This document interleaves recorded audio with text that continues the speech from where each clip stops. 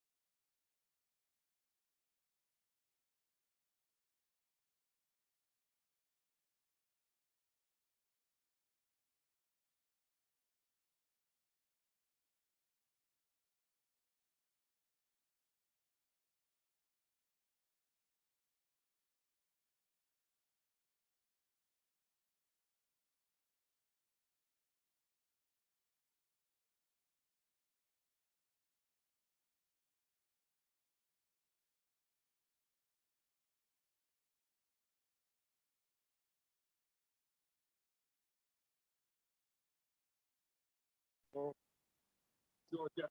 Straight away for now with an opportunity to take advantage. Hello, everybody. Since the boss can't be bothered to join us at the moment, I don't know where he is. Probably some technical difficulty. I'm going to start, and West Ham have started well. Fornals getting through, just firing wide of the left-hand post from the keeper's point of view. Good evening.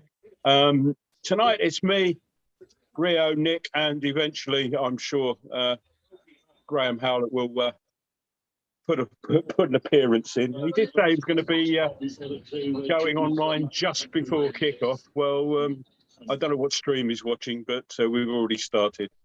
Hello, Nick. You all right there, mate? Hello. I'm good. I figure we better get started because we wait for Graham. We'll be in extra time. Yes, indeed. I think maybe he's forgot to put 50p in the meter. Who knows? Yeah. 50p these days. That won't buy you much.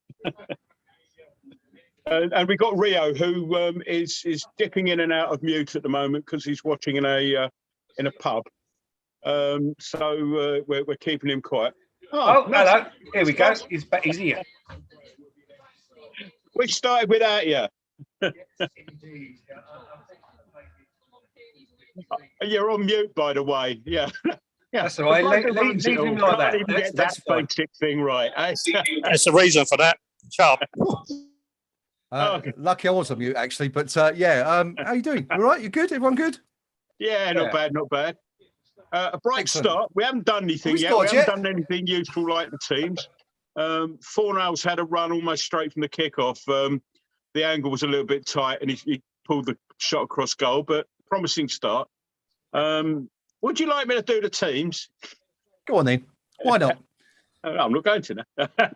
Right, well, the hosts, Lyon, they've got a change in goal. Lopez picked up an injury against Strasbourg at the weekend. So in goal, they've got Pollersbeck. And the rest of the team is Gusto, Denaya, Lucaba, Emerson, Mendez Ribeiro, Ndombele, Favre, Aouar, Toko Akambi, and Dembele. And West Ham United line up, I guess, pretty much as one might expect, given the injuries, etc., that we've got. Ariola in goal, then Soufal, Dawson, Diop, Johnson, Soucek, Bryce, Bowen, Lanzini, Fornals, who had that shot a few months ago, and Antonio. On the bench, we have Fabianski, Yarmolenko, Vlasic, Noble, Benrahma, Fredericks, Masuaku, Kral, Randolph, Alese, Chesters, and Perkins.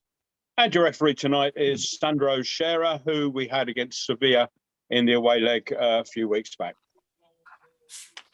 And very good he was too, actually, fair to say. Yeah. Did a good job out there in Sevilla. And hopefully, well, let's be honest, he can't be much worse than Mr. Zvaya, can he? After what happened in the first leg. Indeed, but I don't know if you saw him last night, but he didn't exactly cover himself. He got last night in the Atletico Madrid Man City game, a game which he shouldn't have been given, but he refereeing that? Fell out of his depth again. Was he refereeing it? Yeah. Or well, he was there. Official, wasn't he was there watching it all happen around him. Yeah, I think it was. I can't think of the guy's name. I thought it was another German referee that took the game. He was could be wrong. To referee it. I mean, I didn't get until sort of towards the end of that game. He was down to referee that game anyway. Yeah, bizarrely. I just assumed it was him. Yeah. So maybe it wasn't him, and I do him a disservice. But whoever it was had a nightmare towards the end. It was an interesting game, and hopefully we'll see a little bit more of that from West Ham tonight. Well, perhaps not some of the tactics employed by Man City, but certainly the final score we'll take that, wouldn't we, gentlemen? Rio, how you doing, buddy? Are you good? Sorry, I'll mute myself every time, mate. Yeah, not too bad. Yeah, it's pretty packed in the pub. Here with my mates Paul, Dean, and my two boys.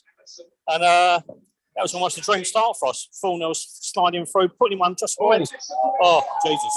Great save, Ariola. There's me including about a quality start.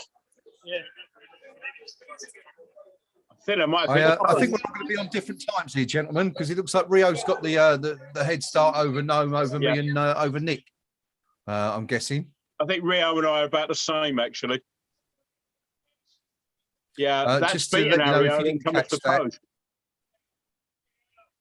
let's have another look at that now.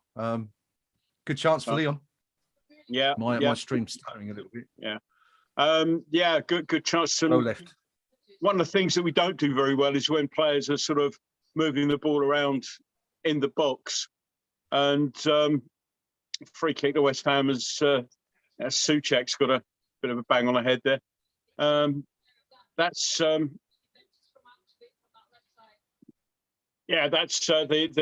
sort of star striker, KUMB, has wriggled around in the box. Nobody's got particularly close to him.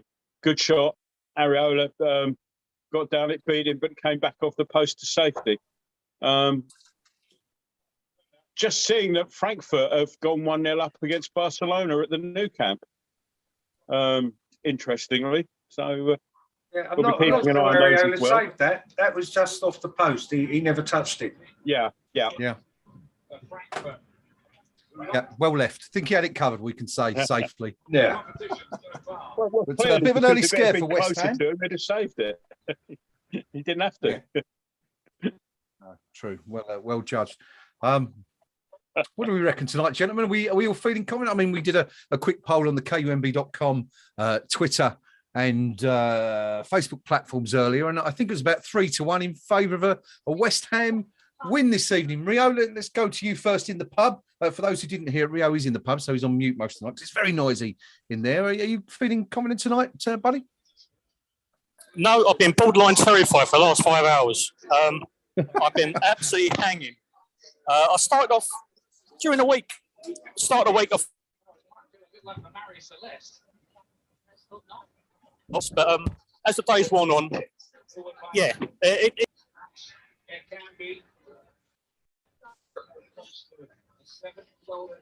We're not getting much of that, Rio. I don't know if you're cutting out there, but we're getting the odd word come through. But try us again. We've just seen another shot coming from Lyon, but this time it's no problem for West Ham. Dragged wide of the post. Rio, are you with us? Can you hear me now? We can. Loud and clear, buddy. Loud and clear.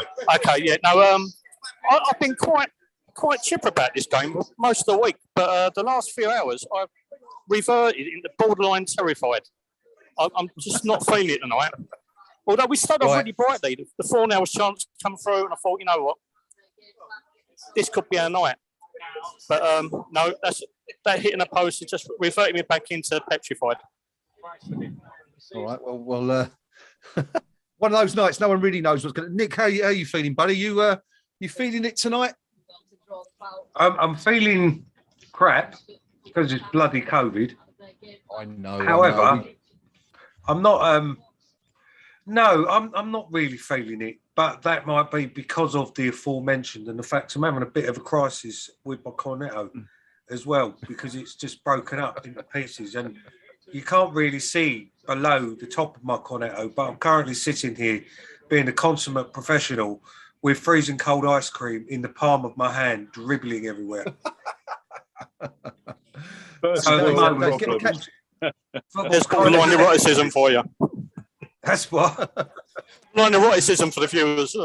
Yeah, but possibly. I can't even. I wouldn't be able to even pronounce it tonight, let alone partake. I think that's where the cats come into the equation, isn't it? They need to come and clear up. Go and get one of the boys on the case. No, Mary, about yourself. Are you feeling positive about tonight's game? What do you think is going to happen? I just think it's one of those ones where we're going to dig deep, and I mean we had to dig deep last week, with all the shenanigans that were going on there, and we showed a lot of character there. And I think that we've got injuries, we've got Cresswell ludicrously suspended. It's just one of those things where you think, we might well have this sort of gritty backs against the wall. Last couple of minutes, we've actually looked at, so we give the ball away, but we looked all right going forward a little bit. A couple of, not chances as such, but we've got the ball in good positions. So having said that, now they're coming at us. They're going to come at us. They're the home side, and they've got to. But, it's a scramble, and they're claiming something, but they're not getting it. goalmouth scramble at our end. I think it's going to be one of these nights that's not great for the nerves. As Antonio goes on a lung-busting run, slightly nudged there, but he was probably giving as good as he got. This is going to be an interesting game. That looked like it went out. It is. Yeah. Now, it is. There was that. Also, what we didn't mention was a couple of minutes ago. Was a great cross coming from the right-hand side. Unfortunately, the smallest man in the team was on the end of it, Manuel Lanzini. If a Souček or a Dawson perhaps had been there, we might have been better off. There's a VAR check, I think, in that goalmouth scramble. No, it's come off a Lyon player hand more than anything else. I think they were looking there for the hands went up for a penalty. It might have struck an arm, but it was certainly a Lyon arm more than anything else. So play on and no harm done. It's it's definitely not one for the faint-hearted of either persuasion, I'd say. I mean, the one thing that we could say about Lyon is that their fans haven't exactly been behind them. Almost a bit like West Ham in the past, you could say. They've been quite critical of their own team this season. And I think it's one of these, Nick, that you get the feeling the longer it goes on, it might benefit West Ham if it remains level on terms, and because those fans are likely to, get on their backs a little bit. Yeah, possibly. I'd see it from a lifelong support of West Ham that the longer it goes on like this, the more chance they've got of nicking 1-0 in the 99th minute or something of stoppage time. I want us to get a goal and then shut up shop, because I think we can. I think we're capable of shutting up shop. I didn't see much of the game last week, but what I did see, they didn't look too bright. With 10 men, we kept them down to 1 goal. I'm pretty sure with 11, famous last words, if we score, we could see this out, I think, because then the onus is on them, and I can see us getting another one. At the moment, they'll be quite comfortable with this and fancy their chances on penalties. They're the home team. They've got to come at us.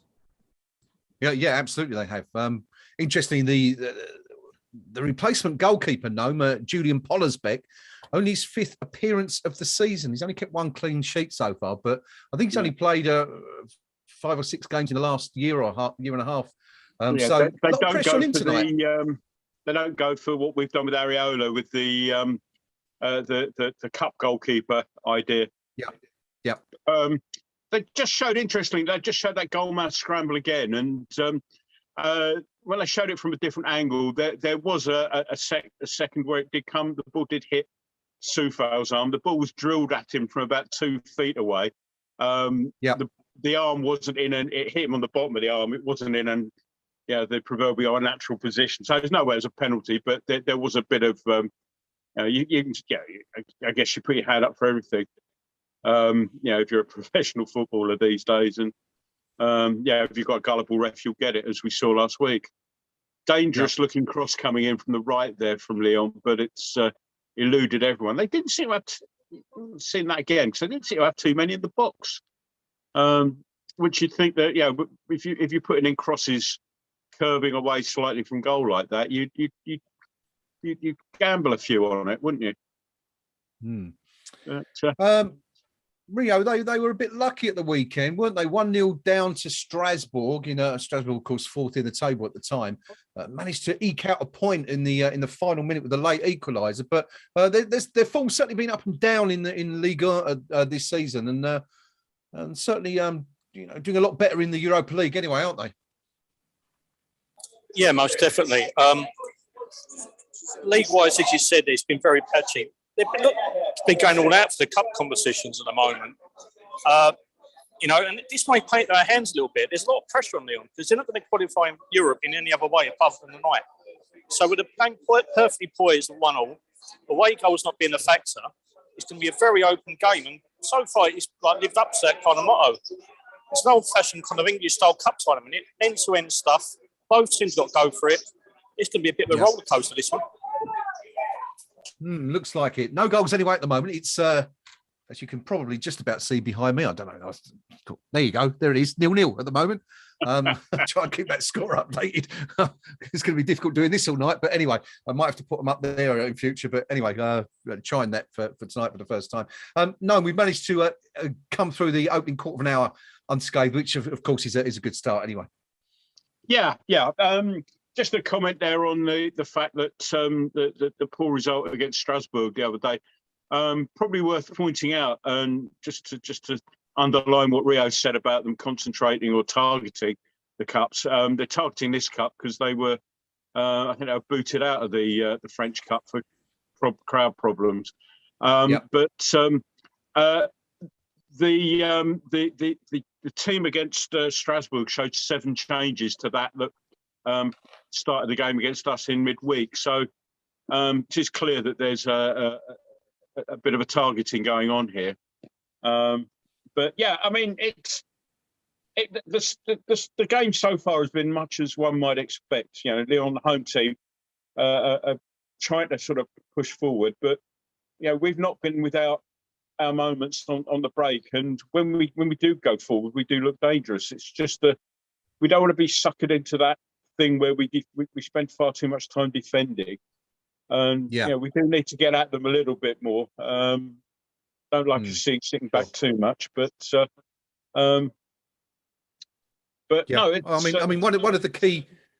Sorry, no, go on. Yeah, go. As I say, but it's been a promising start. The goalmouth scrambles are a little bit bad for the heart, I would say. If I weren't driving first thing in the morning, I'd probably be breaking open some medicinal spirits, I think, at the moment, just to get me through the game. But where are you off to? Anywhere nice tomorrow? Down to Hampshire. Down to the folks. Yeah, down to see my mum, who's sort of bearing up under the circs of the last month or two. So no. Oh well, I hope you have a nice time down there, and everyone gets lots of chocolate. Yeah, Jeff to see as well. So nice bit of possession for West Ham. I think Lanzini got caught there, but nothing given, and Lyon get it back. But again, Antonio's battered him away, battled hard, gone past his one defender. He's gone down to him, cuts inside, tries to play the ball across, but just gets intercepted. But Declan Rice does his usual, puts the foot in, and good little bit spell of possession, good attacking spell now. Fornals plays the ball left, Johnson ball in, good cross. Ball comes out of Fornals, first time shot, didn't quite get enough on it, but it's forced to save anyway. Shot on target, and promising little spell there. Good. We'll certainly take that. Nick, one of the key areas in which we probably let ourselves down slightly in last week was in midfield. We're so used to seeing Declan Rice and Thomas Souček commanding the midfield, but they really struggled last week, didn't they? And you kind of get the feeling that's why Manuel Lanzini has been put into the centre there to perhaps boost that a little bit tonight. Yeah, he offers that bit more defensively, than Benrahma. Yeah, and I still think he's still, even at this stage of his career, the better player than Benrahma. In all honesty, I know that's probably going to upset a few on the forum, but Lanzini's savvy. He's like a little terrier. He's happy to bite at ankles and get a little bit niggly. For a little bloke, he's happy to get his elbows out and make himself bigger than he actually is. So he's the ideal player to slot in there tonight. If it's still level, coming on 60, 65 minutes, then I think a fresh Benrahma could cause his damage. They've come forward quite a bit tonight, but they don't, famous last words, but they don't seem to be particularly dangerous coming forward. I know there was the hit the post, but other than that, they've not really offered anything yet. Not trying to tempt fate, but as of yet, there's nothing about them that's made me think we need to watch this. But maybe that's just misplaced confidence. I don't know. That was a bit of a lash there by Diop, though, wasn't it? That could have gone either way. Yes. Yeah. Of course, we're pinning our hopes on Issa tonight in the team, of course, because Kurt Zuma's injured, and also Angelo Ogbonna and Aaron Cresswell out, 3/4 of our first choice defence missing tonight. But fingers crossed that the boys out there can do a job tonight. Rio, I was just about to say that David O'Rourke was pointing out that you're running a bit low on resources, but I see you've been replenished during that brief interval. Yeah, no, stocks are going to keep on coming, so I absolutely need them. I've actually got an insight into the game. Let me just. Okay. We're just going to clear it. No, but it's just about the midfield there, with Lanzini being in the middle there. But so far, that midfield area has been so heavily congested. No one from either side is really creating anything. It's like two massive banks of four, all really heavily congested in now. We just actually broke free for the first time. Long crossfield pass for Sufal. Beautiful ball from Rice there. Yeah. Now, ball into Antonio, he knocks it back. There's no one there. But the congestion in midfield is going to be a bit of a problem for both sides. I think it's going to take a bit of tired legs later on to kind of break. Also, Lisa Diop, that little wild swing a minute ago, it just blotted his copybook, and he's just put himself in the book there, I think. Wild challenge. It should have done, yeah. It's just taken out. Not sure that is. But he did make a really solid earlier challenge and a really good defensive header. And, we've all got our worries about him, but he started off quite brightly. Yeah. Well, fingers crossed that they may continue. Is that a yellow card? Yeah, deserved yellow. He's just taken a KUMB out. KUMB's just got a bit too much pace for him, just pushes it past him, comes and sides him down. No complaint, yellow, that one. Free kick in a dangerous position for Lyon out on the right-hand side. As the ref gets his spray out, looks like that's going to be taken left-footed. It'll be a dangerous in-swinger when they finally get round to it. Being taken by Fevre by the looks of things. When everybody's ready. He's, of course, their danger man at KUMB. The dangerous looking corner, but I think beard. Now we can break here if we're clever. Fornals didn't have any support there, but Bowens picked the ball up and slow it down a little bit and play the ball in their half, which is always nice to see. So dangerous corner, but that was I think it was dealt with a clearing header. It was a very good clearing header, that. Yeah, it was. Yeah. So we saw the best and the worst of him there in a few seconds. Good stuff. 22 minutes gone. Lyon nil, West Ham United nil. Lyon probably with a better chances perhaps so far. Hit the post after just 4 minutes if you're joining us a little bit late. But the Hammers more than holding their own out there tonight. Looking a little bit stronger than we did in the first leg, in fact. Andy Welsh says everyone looks like they're fighting for everything out there. And good point, Andy. They're certainly giving it their all out there. Hobo saying can't get any picks even using the forum link, so it's up to you guys. Well, Hobo, we shall do our very, very best to keep you up to date. Well, take it up, gentlemen. Rio, that no? Should have been 1-0 to West Ham. Some great work. Antonio's looking infinitely better than he did the other day. Lovely cross to Bowen, who's stretching to get it. He's wide of goal. Gets his right foot on it, but it's a couple of feet wide. One of those ones where you have another look because it hits the backboard and hits the back of the net from the outside. But good chance though for West Ham. Antonio, good work there. He's looked a lot better already than he did against Brentford, where I'm afraid he had a bit of a stinker from my point of view.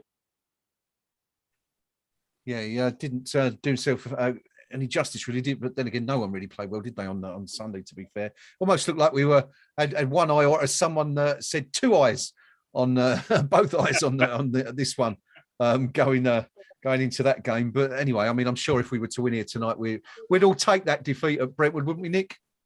Brentford even. Yeah, you called Brentford the other day. What, a defeat at Brentford for a win tonight? Yeah, I think we'd all take that. Yeah. We'll get a win tonight, though, wouldn't we?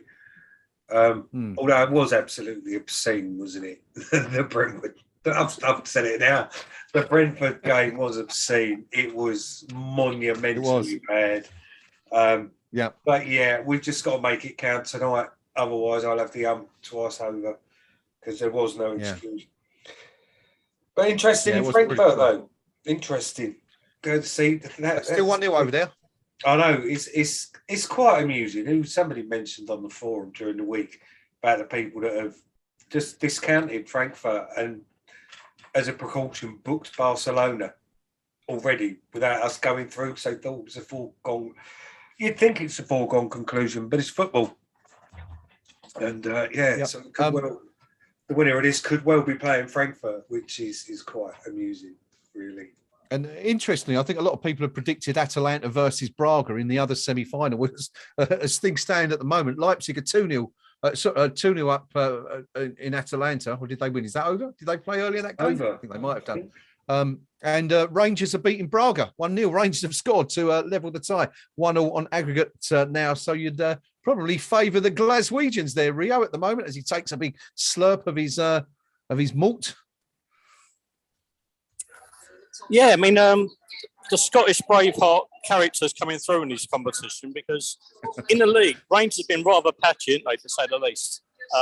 Right. It's a 2-horse pony bit of a league, and they're trying to be their very best utmost to be the second pony. And actually, pony sums up the whole league, doesn't it, really? It's honest. Oh, yeah, to be fair. Sort of a bit pony and trap. Big ooze coming from the Gnome household there. Yeah, cross from the right, which basically I'm not quite sure who the forward is. It might be, but it hit him, and Areola sort of was able to pounce on it. But it hit the forward rather than having a shot. But I guess it counts as an effort on goal. West Ham to go forward now. So I had a laugh there, Rio mentioning Braveheart. The excellent Derry girls came on the other night with a quote about Braveheart where it described Mel Gibson playing a drag queen who beats the Brits, which excellent programme. Now, Fornals has got some, he had some room in the box, but forced outside. Rice looking at the edge of the box. Keeping them penned in here for a minute or two. Crossing from Fornals. A lot of battling goes through there, but it's cleared, and now Lyon will come away again, but Dawson mops up and kicks the ball in the Lyon half, which unfortunately Bowen's is that Bowen? No, Soufal rather has lost it there, and Lyon can start building again from the back. Did you all see the flag, the Craig Dawson flag that was in Lyon earlier today? The Balloon Dawson. Balloon Dawson. Brilliant. Fantastic. Yeah, if you haven't seen it, go and have a look at the Craig Dawson thread on the KUMB.com forum, and you can see it there on probably the most recent page. Brilliant, excellent. We do ironic humour well, don't we, as a team? Yeah, it was great. It was definitely flag of the season so far, I think, that one. But great stuff. 28 minutes gone. Lyon 0, West Ham United 0, level still on aggregate. Well, long way to go yet, but let's just look ahead to what could happen. Of course, if it stays level after 90 minutes, we have extra time, and then Nick, the possibility of penalties. I'm not sure I can take that. I'll be happy with penalties. As tribute to let's give them a shout out here, actually, as I have unceremoniously stolen their picture. Roger on Twitter, I have just robbed the Ballon d'Or's Dawson picture from, and now have it as my background for the rest of the game. There it is. Amazing. In the public domain, mate, it's going to get nicked. But props to you. Good find, that, Nick. Good find. And kudos to whoever is responsible for that. Presumably the two gentlemen with rather large grins on their face in the picture. Let us know if you know who they are, so we can give them a shout out. Half hour gone anyway, pretty much now. Still goalless. Hobo, so great pick, that flag. Hobo, of course, got picked. Good stuff, Hobo. Good to see you've got a feed at last. If anyone else is looking for a feed, go on the KUMB.com forum, look for the streaming links thread, and you'll see all the currently available streams there. It's live on BT Sports, this one, and Days End as well, if you're not in the UK. If you're looking for a legitimate stream, that is. What? A legitimate stream? Us? Rio's in the pub. Free kick to Lyon here now. Again, similar place to where Diop gave that one away a few minutes ago. Same delivery, curled in, but again, another good clearance there. I think that was Diop again. And, got caught there. So, free kick to West Ham, and that will just alleviate the pressure there. Felt a bit sorry for Johnson, got nutmegged and couldn't really get out of the way. And we're just seeing that again. Yeah, Fornals just got clipped back of the ankle there. So went down, but he's up and he's okay. So free kick, and that will just, as I say, give the defence a chance for a bit of a breather. Just seen a couple of shots of the home crowd. It all seems to have gone a little bit quiet in there, perhaps somewhat earlier than we expected. Of course, they're not known for staying behind the team. In stark contrast, actually, Noam, you mentioned that Man City game last night against Atletico, and I thought it was incredible that their fans, even at the final whistle, they the backing they gave to the team was incredible, and it kind of reminded me a little bit of what we saw in Sevilla a few weeks ago. I mean, it was extraordinary noise that emanated around the stadium just before Sevilla scored against West Ham. But it's incredible last night, I thought. Yeah, full credit to them. 10 out of 10 for getting behind the team, I suppose. But I thought it was, Atletico at the end, towards the end, where they lost it. It's all real getting behind your team, but that would have annoyed me the way they lost it, because they did have Man City on the rack at times, and if they just kept their cool, there was every chance of them getting an equaliser. But they still had chances at the end. But there are a couple of players I'd have been very annoyed with. Corner to West Ham anyway. Fornals delivers it in. It's been flicked past, and it's that seemed to be a bit of a waste of effort. Souček seemed to be shielding it, and in the end gave away a goal kick. But let's see what happened there. The flick on came from. It's cut away, so I couldn't see who the flick on came from. But goal kick to Lyon anyway, and no danger there. But a little bit messy in the box there. So, and as you say, if they've got a keeper who's only played a few times this season, maybe swing one or two in underneath his chin. See how he likes it. Of course, we've got to get the corners in the first place, of course. Well, yeah, exactly. Pollersbeck, apparently he's 27 years old. Looks a few years younger than that from the close-ups I've seen. But anyway, I think I make you absolutely right, Noam. Stick Michael Antonio underneath his chin and swing a few in and see what transpires. 33 minutes gone. Lyon 0, West Ham United 0. Still waiting for the first goal here tonight. So it's still level on aggregate. What's the atmosphere like in the pub there? So we've won a free kick here now, and Ndombele was shielding the ball. Rice was at him left, right, and centre, and when Ndombele tried to a little sort of back flick to get away from Rice's attention, he ran into Lanzini, who he fouled. But that's all down to Rice giving Ndombele hell there. So free kick, left hand side. Fornals plays it long, deep into the box. And bit of shoving there, I think, from it might be Souček, as is their want. Hasn't happened much this season, this game, but Souček and Dawson were in there, and something and nothing. But as was their want at the London Stadium last week, you only had to breathe on them, and they went down. But the player's still down as far as I can see. But hopefully this referee isn't quite as gullible or bent, insert your adjective of choice there, as the guy we had last week. I think he's actually got a knee in the ribs there. No, I'm looking at the replay. I think that might be a legitimate request for assistance. If you look at that slowly, you see Dawson raise his leg. And he goes into his side, so it's quite possibly taken a bit of a dig there. We may be being a little harsh on this occasion, although the point you make still stands. Yeah, maybe, but I mean he's up and running again anyway, so can't have been that terrifying. So now Soufal's just taken a. Let's put it this way, Soufal. I think the phrase that you get there is from your fellow teammates is usually an unsympathetic, or he's taken a knee right into the orchestras. And the usual comment is, don't rub them, count them. And always funny when it's not you when you're playing. Oh, that's bollocks. Oh, look, it had to be done. Now, interestingly, somehow, despite getting a knee in the bollocks, they appear to have given a free kick to Lyon. Now, I'm not quite sure how that works because Emerson went straight in on Soufal. They've given the free kick the other way. Well, that's injury. Nuts. That's insult to injury. That not only do you get a knee in the bollocks, you get given a free kick against you. That's wrong. Simply wrong.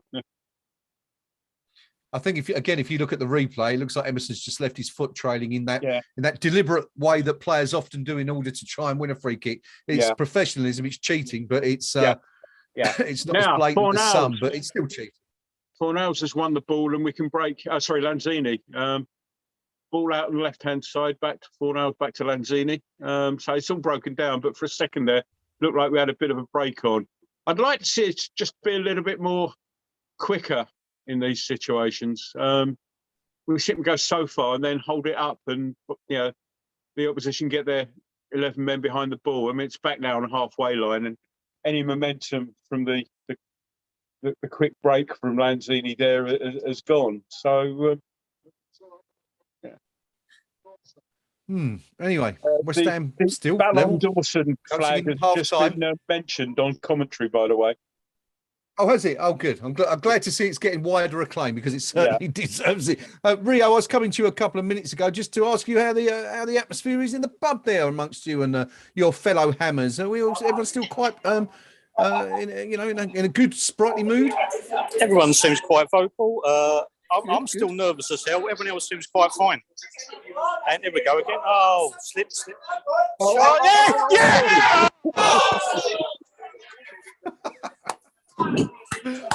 Rio, what's going on?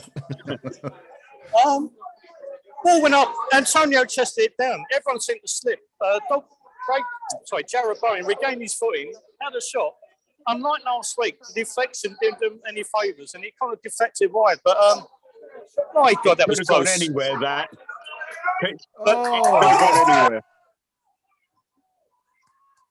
And the pub goes a little bit noisier. Fornals with the ball in. It's all right. Yes, get in. We scored a goal. I think we've scored. It's Dawson. No, take us through it. From the corner. Hey. I said we should swing it in, and it was really close in swinger.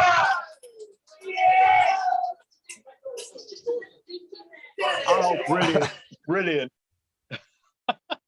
Well, there it is. In case you're wondering what all the jubilation is in the background, we've all swung into the near post. Craig Dawson gets ahead of the goalkeeper. We said he's only playing his 5th game of the season, only kept 1 clean sheet so far. He's not going to keep one tonight because Dawson has put West Ham United ahead. It is Lyon 0, West Ham United 1. Nick, Lyon 1, West Ham United 2 on the tie. What do you make of that? Do you know what, right? I didn't see the goal because I'm looking at just how bright I am, right, on this YouTube thing. So I was actually faffing about with my screen settings to try and reduce this glare, and then we score. So what I'm going to do next is I'm going to adjust the settings in about 10 minutes again, and then we'll go 2-0. VAR check, lads. VAR check. Goal. Nothing wrong with that, surely. Absolutely nothing wrong with it. It stands. There it is. I'm going to have to change this background because it's wrong now. Look, what a time to score as well, Rio. Absolutely superb. And we just regained possession midfield again. Flicks it out to Soufal, who pumps it down the middle, looking for Antonio. Yeah, a fantastic time to score. And it's something we haven't done for the last few games here. Put a really decent delivery in. Craig Dawson on the end of it. Oh, dare we dream? No, we didn't. No, not yet, mate. Not yet. Antonio just got shoved off the ball there. The referee wasn't having anything of it, but there was a definite little shove on the in his back there. It wouldn't have been a penalty. It was outside the box, but now who's down there? Is that Souček down? I can't. Seems to be a slight coming together, and just try to see who's down, because they won't actually show you. They've cut away from it. Not so bad that it's like F1, is it? That when someone's mangled, they just Have a look. So Souček, he's just had a little flick in his face, nothing, something and nothing. But we got the free kick from it, yeah, just one of those ones. Probably caught them on the lip, and don't like to see players go down clutching their faces for something like that. But whoever it is. So, but free kick for West Ham, about 35 yards out. I'm guessing fairly central position. Everyone's lined up about 5 yards outside the box. Souček and Bowen over the ball. Bowen chips the ball in. Souček heads across goal. Nobody following in. Oh, that could have been two there. And but we're playing well here. Frankfurt are 2 up, by the way. Sorry? Amazing. Frankfurt are 2-0 up. Oh, excellent. So, I'll just remind us something that Preview Percy noted this week. Loath though I praised the old git, he did point out that in 76, we were actually 4-0 down as a result of a bent referee out in Den Haag. And we pulled 2 goals back in that game and went on to beat Eintracht Frankfurt in the semi-final. Just little parallels there, those little historical coincidences. So yeah, that was possibly one of the greatest comebacks of all time from West Ham. 4-0 down on aggregate, as Noam says, and come back to win. Was it 6-5? Wasn't it on aggregate? I think. No, we went through on the away 5-4. goals. We pulled 2 goals back in the away league, making it 4-2. 4-2 it finished, didn't it? Yeah. Yeah, and we won 3-1. 3-1 at home and went through on the away goals rule, as was. Well done. Yeah, and then of course on to Frankfurt in the semi-final, which of course, as things stand, is how what we're heading for again tonight. Couple of comments on the KUMB.com forum. Match thread, long shot saying the Watford reject does it again. More corners, please. West Ham and Guess saying, I love this team. Getting Iron Rhino. Dawson's Head is a magnet for the ball. And John adds, he's the new Gary Strodder. Now, there's a blast from the past.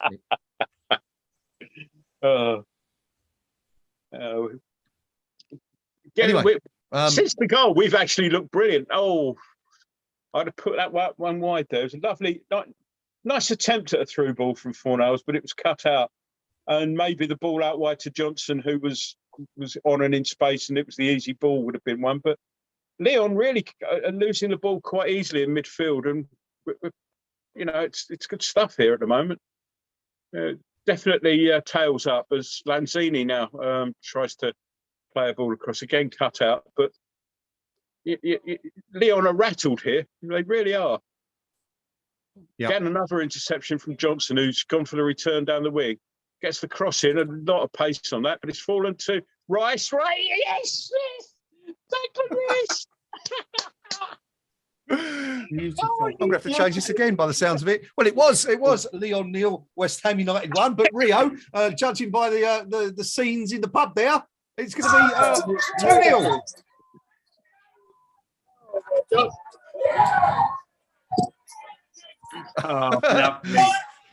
You know what?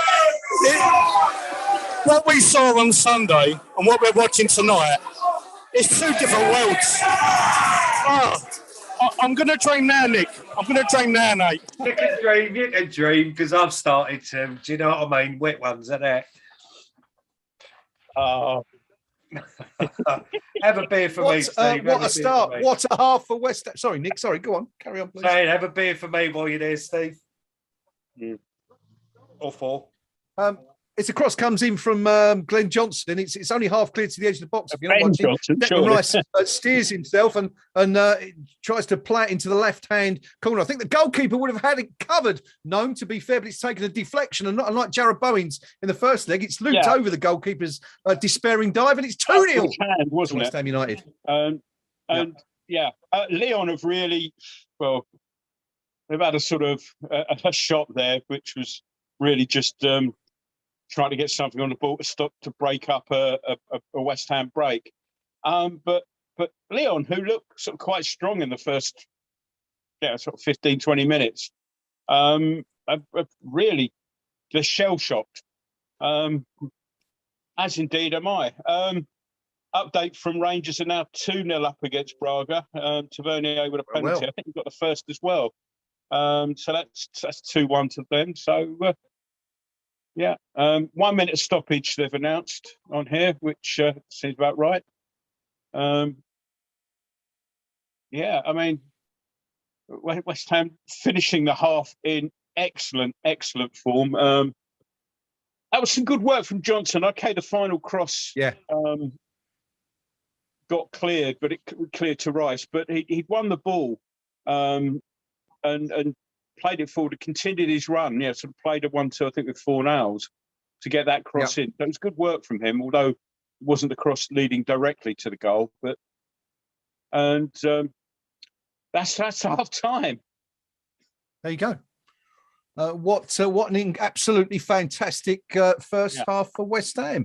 It has ended Lyon nil, West Ham United 2 somewhere. There it is, down there, number 2. And it means on aggregate, it's Lyon 1, West Ham United 3. And you know what, gentlemen? For the first time in this entire tie, I'm kind of gutted that they've done away with the away goals rule.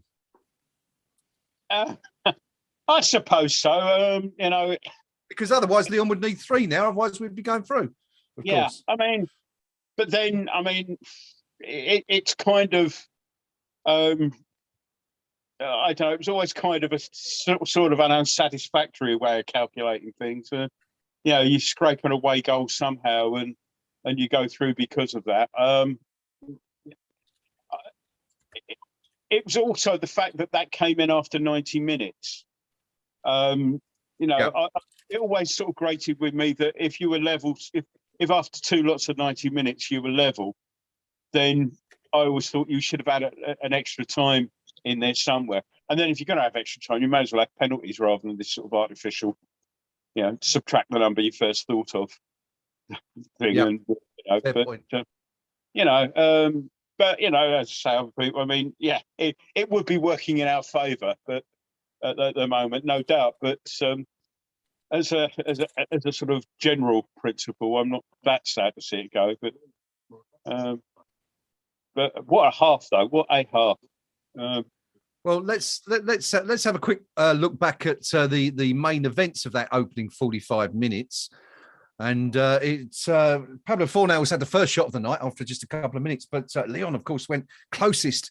In fact, as it transpired, it was the closest they went in the entire half. KUMB, the danger man, the leading goal scorer in the Europa League so far this season, hit in the post. Alphonse Areola, West Ham's European goalkeeper, beaten, although it looked like he would have had the shot covered if it had crept inside the near post, but rebounded off the post, and fortunately for West Ham, rebounded to safety. Few shots either way. There was an Antonio cross for Jared Bowen that he just couldn't quite get enough on 24 minutes, which he put just wide of the post. And then the breakthrough, 38 minutes. A Bowen shot was deflected for a goal, for a corner. Pablo Fornals stepped up to take it from the left-hand side. It was a near-post delivery. No, to his credit, had been saying, stick it underneath the goalkeeper. He's not played much this season. He's their reserve standing keeper and perhaps, a little bit nervous. And that's exactly what happened. Craig Dawson got in near post, unmarked, nodded West Ham head. There was a brief VAR review. It came to nothing and the goal stood. Just 6 minutes later, and we were in dreamland. It was 2-0 to West Ham United. Declan Rice this time profiting. It was a Ben Johnson run down the left-hand side, cross, a low cross put into the box, was only cleared to the edge of the box where Declan Rice picked it up, picked his spot. And to be fair, it looked like the goalkeeper had it covered. But a deflection, as in the first leg, Jared Bowen's goal took it over his hands and in the back of the net. And as a result, West Ham are, as I said, we're in dreamland here, Rio. 2-0 up and seemingly in a excellent position. I was going to say an unbeatable, but of course this is West Ham, and we've all we all know that would be a silly thing to say. Yeah, exactly. We need at least 5 goals to be comfortable here. I think we've got everything spot on tonight, and it's been a really congested midfield. So eking out chances in the middle hasn't been easy. But when we need to, we pressed high, and that's what I'm worried about, because can we maintain that high press throughout the game? Have we got the energy levels and the fitness levels to do that? But we've also made our set pieces count tonight, which we haven't done for the last 3 or 4 games. And this is absolute tantamount against European opposition who can't defend as well as we can from set pieces. No, this is our main weapon, and it's paid off massively tonight. So I'm just ecstatic at the moment. Yeah, I think we all are, and Noma, are we a little bit surprised at having that advantage going into the break? It's better than I thought it would be. I always thought that we'd give a good account of ourselves. And that when they hit the post, that effort apart, a couple of sort of a little bit iffy goal mouth scrambles perhaps, but nothing particularly clear cut. Since we got the first goal, we've been the only side in it. It's Lyon, when we scored that first goal, just looked completely and utterly shell-shocked. And the second one, well, Lord knows what that's done to them. I mean, it's just the only similarity between today and last Sunday is the fact that we got the same badge on our shirts. I think it's probably, it's how can the same players play so differently? I mean, Antonio has been a real thorn in their side. I mean, they do look terrified every time he gets running on the ball. It's not made it count for much, but when you sort of looked at how he played on Sunday, I think we're playing it to him better as well. A couple of nice headed or chested layoffs to him, from him rather. There was that one where Bowen had the shot that got deflected wide. In the first leg, we got more out of him for when we did that, when we played it up to him in the air. Bless him, he still doesn't show that much when trying to sort of control the ball with his back to goal with his feet sometimes. It can come back off him with more pace than you gave it to him at times. But and when he's run at them, there is definite fear there. But it's been a marvellous half, and particularly the last quarter of an hour, 20 minutes of it. Yeah, certainly has. Certainly, I just looking back at Antonio's comments. Of course, he was one of the players put forward for media duties last night before the game, and of course, he was very, very confident going into it. Said, playing at home, Lyon could completely change it. They've got to come and attack and go for it. We've got to go out there in the first 15 minutes, judge how they're playing, and then figure out how to beat them, which West Ham has certainly done. The game has to end tonight, he said, so we need to, we know we need to go out there and win. The game's going to be decided here, and it needs to be decided by us. We need to go out there and win the game. Even before what happened last week, today was going to be edgy. It's going to be edgy all night, but it's going to be great. Rio? It hasn't been anything other than that so far, has it? No, I'd just like to point out, they've just shown a replay on BT of Craig Dawson's goal. But instead of showing the words Dawson when he scored, it come up with Ballon Dawson. So kudos to BT Sport for that. It was mentioned in commentary. It's obviously gaining currency, that one. So they must be listening to us. The guys who came up with the idea for that, if you give me a call, I'll get it registered somewhere for you for 10%. How about that? 2 goals for West Ham. Are you surprised at how Lyon have played tonight? I mean, we're seeing a very similar performance from them, aren't we, to what we saw in the first leg? Great in the first 2/3, but once they get in the box, apart from that obviously that chance they had, a KUMB's effort which hit the post in the 4th minute, Areola's not really had an awful lot to do, has he? No. So I'm just looking at who I shall refer to forevermore as the Cole brothers, celebrating the goal in the BT studios there. But which is always, they're always good value when it's West Ham, those two.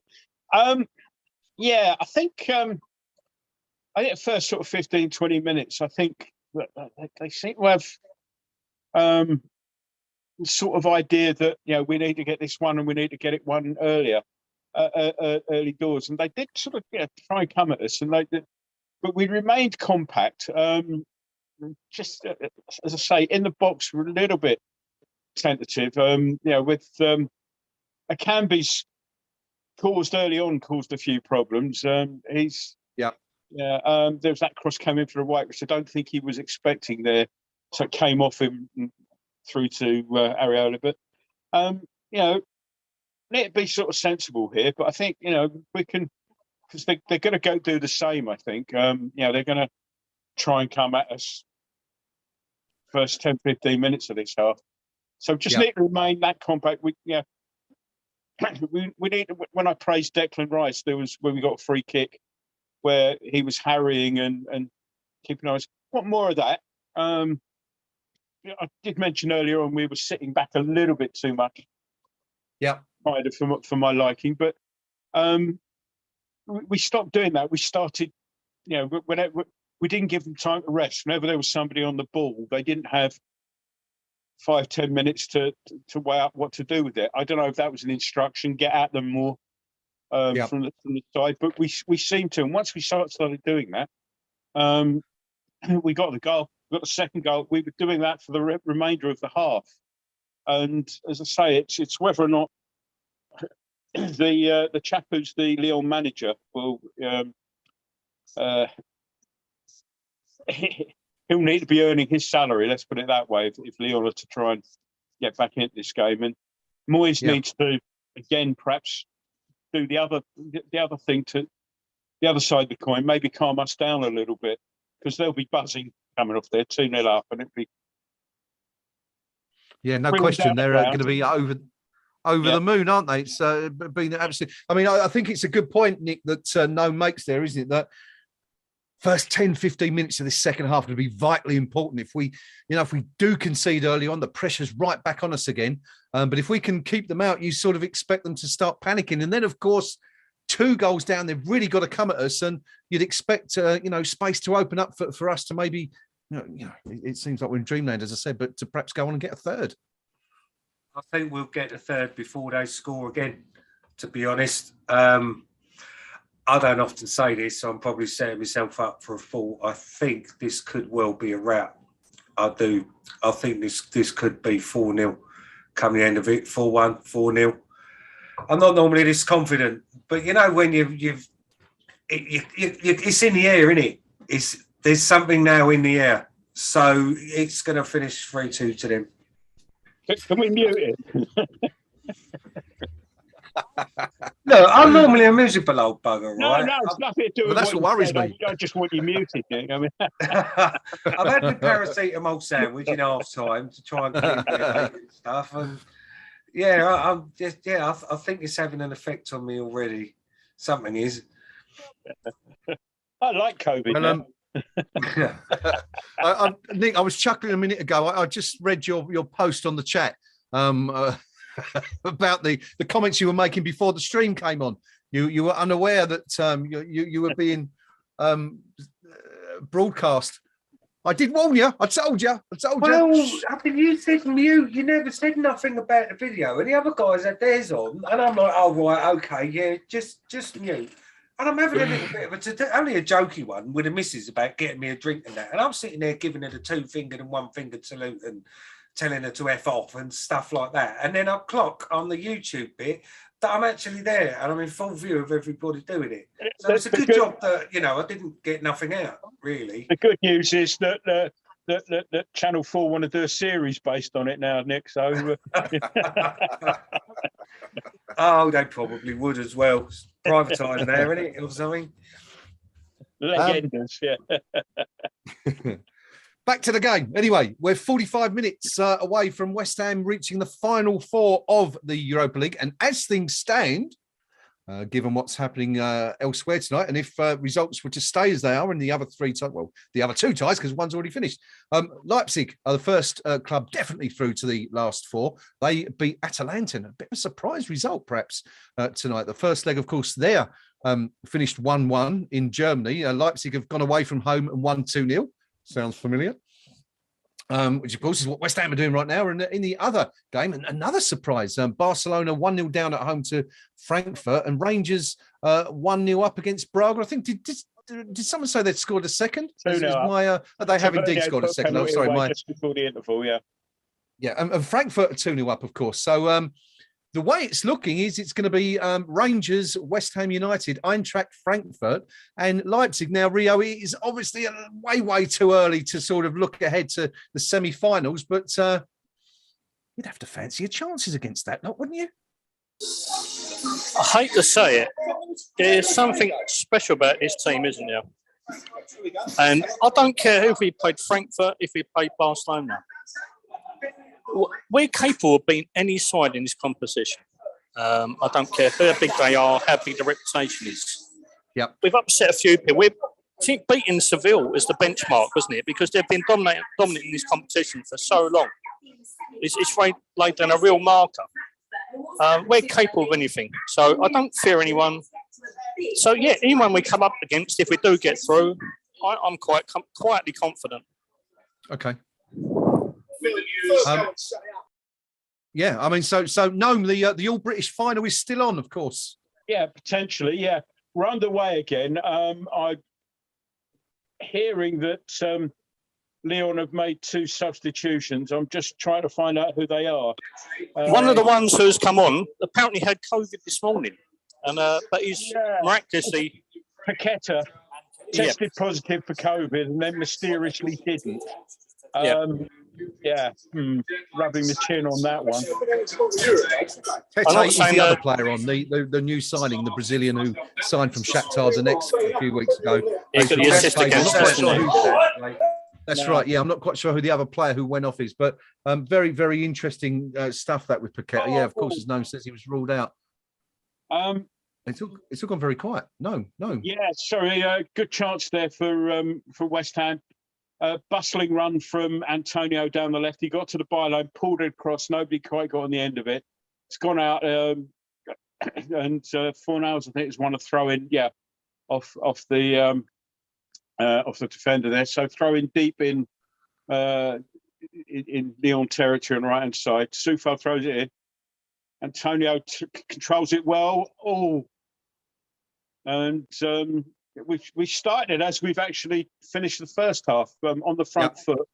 Some nice work from Antonio in the box there, and some pretty say desperate but clear at all cost defending there. So throw in from Soufal. It's quite a long one, but it just eludes everyone, and the keeper just picks it up now, and things can return a little bit to normal. So, here we go. So we're just over 40 minutes away from West Ham being the new kings of Lyon. Like that one, chaps. You've been saving that, haven't you?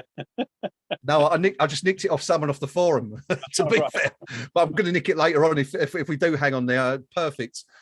Just trying to. Who was it? Who said that? I've got to give him credit, haven't I? Junko Partner, of course, came up with that one. It will be the line of the night, of course. And I'm sure there'll be 1 or 2 tabloids looking to nick that if it stays this way. But anyway, West Ham just over 40 minutes away from. After Soufal's damage to his nether regions in the first half, I think his sex might have been on fire. This is good. That Bowen strong goal. He's at the edge of the box. Shoots. Yes, it's free. Bowen. It's 3. It's Lyon 0. West Ham United. Nick, we was all telling you to shut up at half time when you were predicting West Ham were going to go on and score 1 before Lyon did. It's come true, buddy. Over to you. It did. So that's all I can say, really. I'm as speechless as you because my predictions are just like well, actually, what was the other game? There was another game recently we did, and I made a couple of predictions, and they were spot on. Yeah. And this one wasn't all. So, yes, of it, I'm taking there. See you, Obo, telling me to shush. It's a fantastic finish from Jared Bowen. The Lyon defence was just all over the place. Nowhere to be seen. The ball played through. And, well, no, I mean, 3-0. I mean, we've seen West Ham throw a 3-0 lead away before once or twice over the years, but surely we're not going to see it again tonight. Ask me when there's 1 minute of stoppage time left and we're still 3 ahead. Then I might just think we might get a draw out of it. I've seen this too many times, but you'd like to think so, wouldn't you? You really, really would. But this is just magic stuff. Good goal as well. It really was a good goal. I don't know where. Lyon had disappeared, but the ball through to Bowen was. I'm not sure who played that ball. Was it Rice? But Bowen had the hole in the pitch to sort of run into, and Rice looked up, and whoever it was, I think it was Rice, looked up and saw it.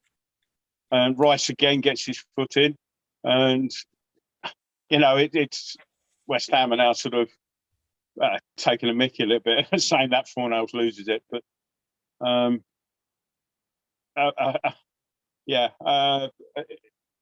said the team talk in the Lyon dressing room was going to be key. Well, whatever he said clearly wasn't enough. If they were shell-shocked before, they'll be into post-traumatic stress syndrome or whatever it is. Rio, I can imagine the atmosphere down there at the local is absolutely fantastic right there. I haven't seen any beer being thrown about yet, but I'd imagine everyone's jubilant. A bit decorum in Dagenham, actually. No beer being wasted. You ain't going to throw it, are you? I'm absolutely. Everyone here is ecstatic. I've got one of my best friends. I've got my 2 boys with me, and there's a packed pub behind me, and everyone is delirious, absolutely delirious. And I think I'm not delirious because I'm ill. I'm delirious, but I'm watching great football in a minute. And this is a team that hasn't won away from home since Crystal Palace, and before that, I think it was probably. You can't count the Kidderminster game, Paul. You boys just said Kidderminster, but we haven't won in earnest for a long time. And we're bossing this, absolutely bossing it. We're due to give someone a thumb, we have been. We've been promising it all season, and what a game! What a game Brilliant to do run it. from Rice down the left-hand side, by the way, and earns us a corner. He gets into the box. Goes to put the cross in. It takes 2 of them to block it there. Corner to West Ham. And I think let's have another Ballon Dawson again under the keeper's chin and get across. That's that was what I said. So I'd like to take my little share of the predictions there. Fornals will take it again. Again, swung in a bit deeper, but not under the keeper's chin, above his head, and he grabs it cleanly, and nothing comes of it. But again, great stuff from Bowen. Wins the ball back. Lyon, Bowen gets then just hacked down. Brilliant play from Bowen there. Lyon have just lost it completely. It's the keeper throws the ball out. Bowen's at the player, wins the ball back. Free kick. So, has Graham disappeared, or is that his green screen just sort of? He's back. So, No, I just heard a shout of irons coming from the garden. For those who aren't aware, I'm out in the studio, and there was a call come out. It's actually UTJ Junior. He's actually over there. He's happier than all of us, I think. I took him to Spain, but it was obviously the wrong one to take him to. But I think we're all rather enjoying this one. No. Yeah, just a late offside there. Souček got goal side of the defence, but one of those ones where it took 5 minutes to control it, and then when he brought it under control, looked up, and then the linesman sort of decided to raise his flag at that point. So, why not put the flag up straight away when it's that obvious? Just save everybody the hassle. You see the look of disappointment on Souček's face because the whistle hadn't gone. You think, I might be on here. It's, Andy Welsh posting on the live chat asks, "Am I dreaming?" And Hobo says, "Is there such a thing as a communal dreaming, Andy?" And well, if it is, we're all enjoying it right now. mass hallucination. 3-0, Yeah. yes, it's more like it. Yeah, Put something in the water supply. or hopefully we'll be able to get Pinky on the. Sorry, no, go on. Those things they put in the COVID vaccines, according to the conspiracy theorists. Yes. Yeah, well, we'll have plenty more of it, I think, if that's the case. Yeah. What do we make about the referee so far, Nick? 52, 53 minutes in. Not really, done anything controversial so far. What referee? Is there one referee in, is there? Yeah. He's one of those, isn't he? He's just letting the game go on and he's not being noticed. That's what referees should be. Yeah. We got awarded more free kicks in the first 10 minutes than we did the whole of the game last week. Right? Yeah. This referee doesn't want the centre of attention. Like Nick just said, he wants the game to flow, and he's done a fantastic job. Not saying that just because we're winning. He's actually done a really professional job here. Yeah. I quite agree. That is high refreshing change after last week's moron. So it's Lyon dangerous cross there, but it's got out for a goal kick. Hang on. Hold on a minute. Noam, are you praising a match official? I'm not damning him. Let's put it that way. Let's not go that far. Well. Now I am convinced we're having a communal hallucination. if that is indeed the case. No, I'll always give credit where it's due, and he's let the game flow. Nothing baffling like last week's idiot. To be fair, I think quite early on he set his stall out when an Olympic Lyon player went down and was looking up, pleading in sort of hope that the game would be stopped around him, and he just got a wave up, and so a bit of strength, a bit of backbone from him, and of course, by this time last week they'd gone down about 50 times because they realised that they had a gullible idiot on in front. Whereas he made it very clear early on that he wasn't going to stand for that. Lyon having a spell of possession now. Cross in again. Dawson on the end of it. Bowen heads clear, and it's at the edge of the box, but West Ham will play their way out of it and cleared long to Antonio, who nice flick. And this is good football. Great flick from Antonio. Ball played back from Fornals to him. Antonio, edge of the box. Has a shot, but didn't have an awful lot of support there. Had a shot from the edge of the box. Brought the save out the keeper, but it wasn't one that Lyon would have had their heart in their mouths over. It was throw your cap on it. But good play from Antonio. Again, though, ball played up to him in the air. The layoff to Fornals and the return was superb. Unfortunately, because it was such a quick break, he only had Fornals up with him in the box, and really Fornals wasn't in a position where he'd be easily found, which so hence Antonio taking it on. But good play from the forward. This game just seems it's just history repeating itself, isn't it? I mean, when you look at the score in the other game, it's just typically the French once again surrendering to the English so they don't have to face the Germans. Nothing like a bit of political stereotyping there, is there? I think referees just made a mistake there. Having been praising him, it's in our favour. Yeah, normal service clearly came off Antonio for it would have been a Lyon throw, but he's given it the other way, and I think he had a decent view of that. So he's not been perfect, but yeah, it's. No, he has let the game flow. He's been a decent sort. And as I say, after last week, it's such a as long as he doesn't do anything silly in the next half hour or so. I get the feeling that. Sorry, no, I was just going to come in and say I get the feeling that Alex Curtis, who's just joined us on the live stream, or at least he has just joined us on the live stream, because Alex is asking, "Is this a joke? Come on, you Irons." No, Alex, it's not a joke. It really is 3-0, and looks like, barring a late Spurs-esque disaster that we're on our way to the semi-finals. And as it stands, a tie against Eintracht Frankfurt, a repeat, of course, of that 1976 Cup Winners' Cup semi-final, in which the Hammers now. Was it 4-3? No, you're always your memories, but was it 4-3 on aggregate that night? It was 3-1 in the second leg, wasn't down, it? and we won. We were 2-1 down in Frankfurt, and Padden scoring the goal, and we won 3-1 at home. The thing was that the one goal that they got came a little bit late, and we were all a little bit hearts in mouth because of that away goals rule. Another goal might have would have seen us go out, but yeah, it was just such a wonderful night that one in '76. It was definitely one of my top few nights at the bowling. That one.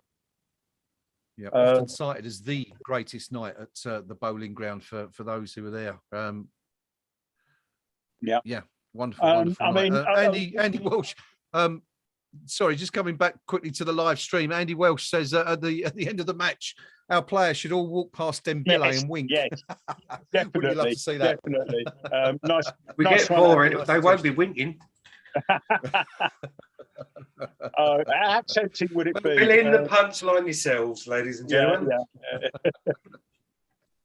How tempting would that be? In, gentlemen, and, you would indeed. 2/3 of the way through. It's all looking good, Rio. Yeah. Antonio's just been flattened here, by the way.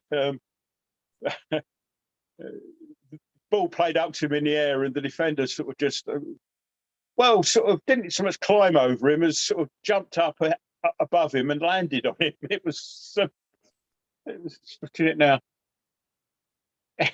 We just had a little grasp to the trying to climb on his shoulders.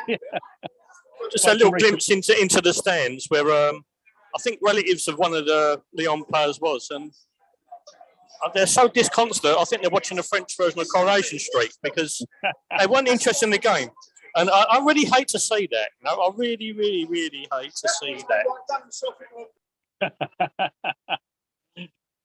In terms, Nick, in terms of, I mean, assuming this, you know, I mean, it's a long way to go yet, but if this game was to finish 3-0 to West Ham, where does it rank in terms of this season's matches? I mean, what absolutely incredible performance against Sevilla to come back from 1 down. Is this a better result tonight?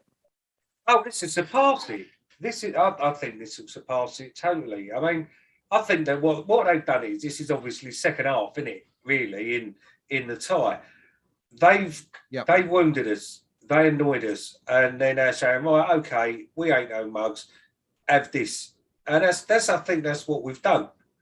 We're teaching them a lesson for the first leg, for being so snidey, and it's great. Because that's the thing, if the way they carried on in the first leg, now I only watched extended highlights and stuff, I didn't see it all because I was out. But nonetheless, though, this surpasses Seville. Away in a quarter final in Europe, and we're schooling them. It doesn't even rank up as one of the best in the season. I don't think this is going to be one of the best games of all time, and I'm extremely jealous of the fans that are out there because they must be buzzing. They must be absolutely buzzing, and good luck to them. Yeah, this is it's a masterclass in football.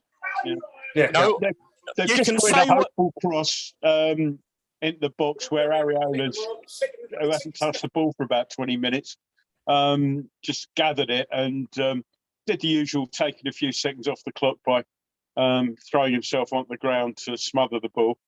Another ball played up in the air to Antonio, getting a good flick on. Lyon have managed to work it away, but we've still got the ball back now, and that's a tactic that Antonio's been doing really, really well in the air. Although nothing's come of it, it's a Lyon throw. But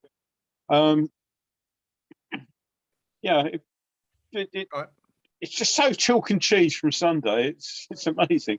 Yeah, you can say what you. Sorry, you can say what you want about the referee's performance last week.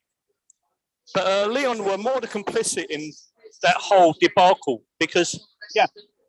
When it comes to a game of football, they didn't want to know. All they was content with was to throw themselves on the floor, try and buy cheap fouls. Tonight, it's a different matter. Both teams had to go toe to toe to get through to the next round. And they're clearly not up to the task. We have schooled them tonight. And this is the biggest indictment of this side I've seen for a long while.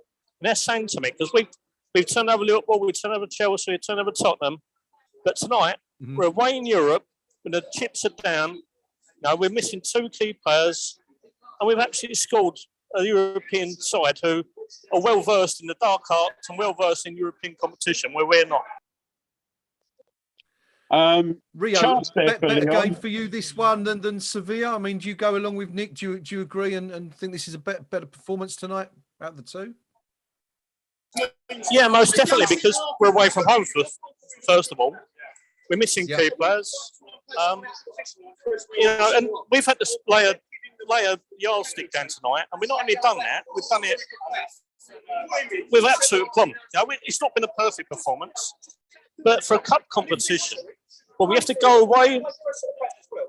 We're lacking various areas. We've actually scored them when it needs to be scored. And I think after last week's disgraceful performance, not just from the referee, but the Lyon players themselves, this has been a real yardstick in this club's progress under David Moyes. No, we feared the omission of Kurt Zouma, but it's a deal. Apart from that, obviously the booking early on, we needn't have worried, judging by what we've seen tonight. Is that more down to Lyon's inability to threaten us, or down to a solid defensive performance? Apart from early on, and I did mention a few really good defensive header clearances from him, and all that. But apart from that early on, really since we've gone 1-0 up, they've not tested us. I say that Dembele just had a chance there. He swiveled on the ball, but slightly sliced it over. But we're having a bit of a rest now. But Dawson's bringing the ball out of defence, and that's a great ball. Oh, sorry, Souček. Fornals has driven himself wide. He was clean through and goal there, but ball played across. Fornals gets the ball back, has a shot. It's blocked again. Fornals really should have done better with that. The ball from Souček as he brought the ball away. Fornals had the whole of the French half to run into, but his first touch just took him a little bit too wide. If he'd borne down on goal, would have been 4 up. So, Nick, now, Lyon fans are sort of holding up scarves there, trying to get behind their team. One of the scarves has got the word Don written on it, which I think they will be. Corner to West Ham, anyway, following all that. Antonio's won that, and he's having a good game, Antonio. Bad as he was on Sunday, he's been as good tonight. So, will we get it in under the chin again?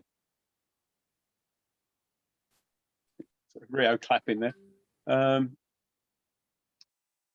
In swinging corner played in, but it doesn't beat the first man on the post. Bowen has a shot from about 35 yards, high and wide, not really troubling anybody. So, Rio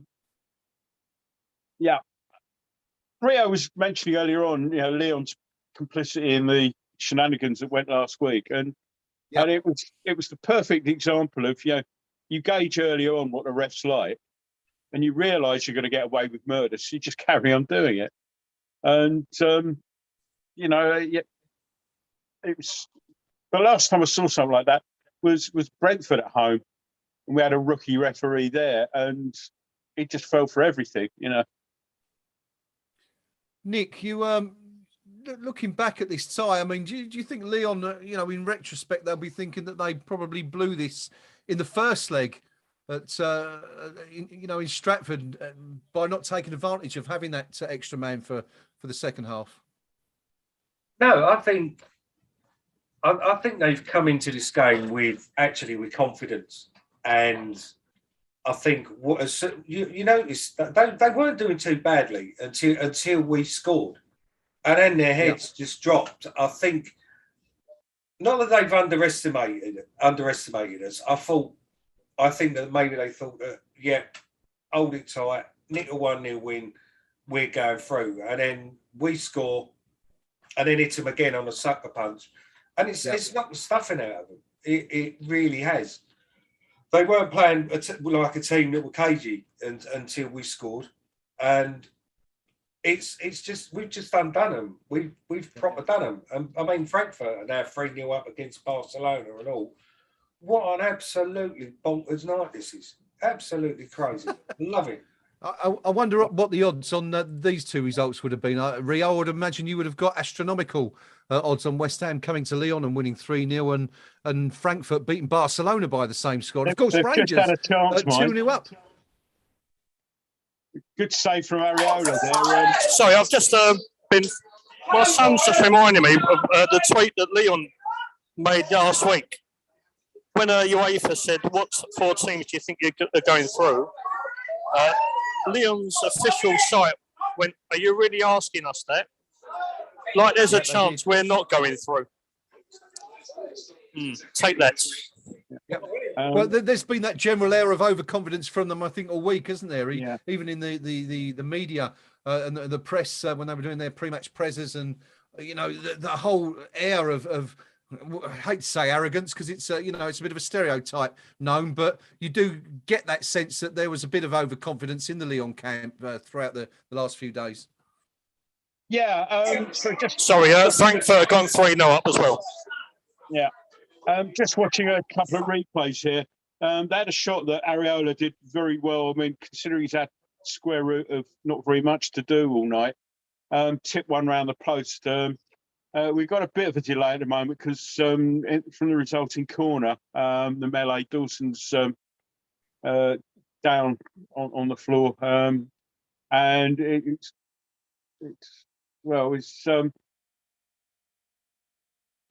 sorry. The referee was making the substitution hand signal sort of thing. It looked like I thought Dawson might be going off, but it's actually so that Lyon can bring on Barcola. I'm not sure who went off. Dawson's still receiving treatment down there on the penalty spot.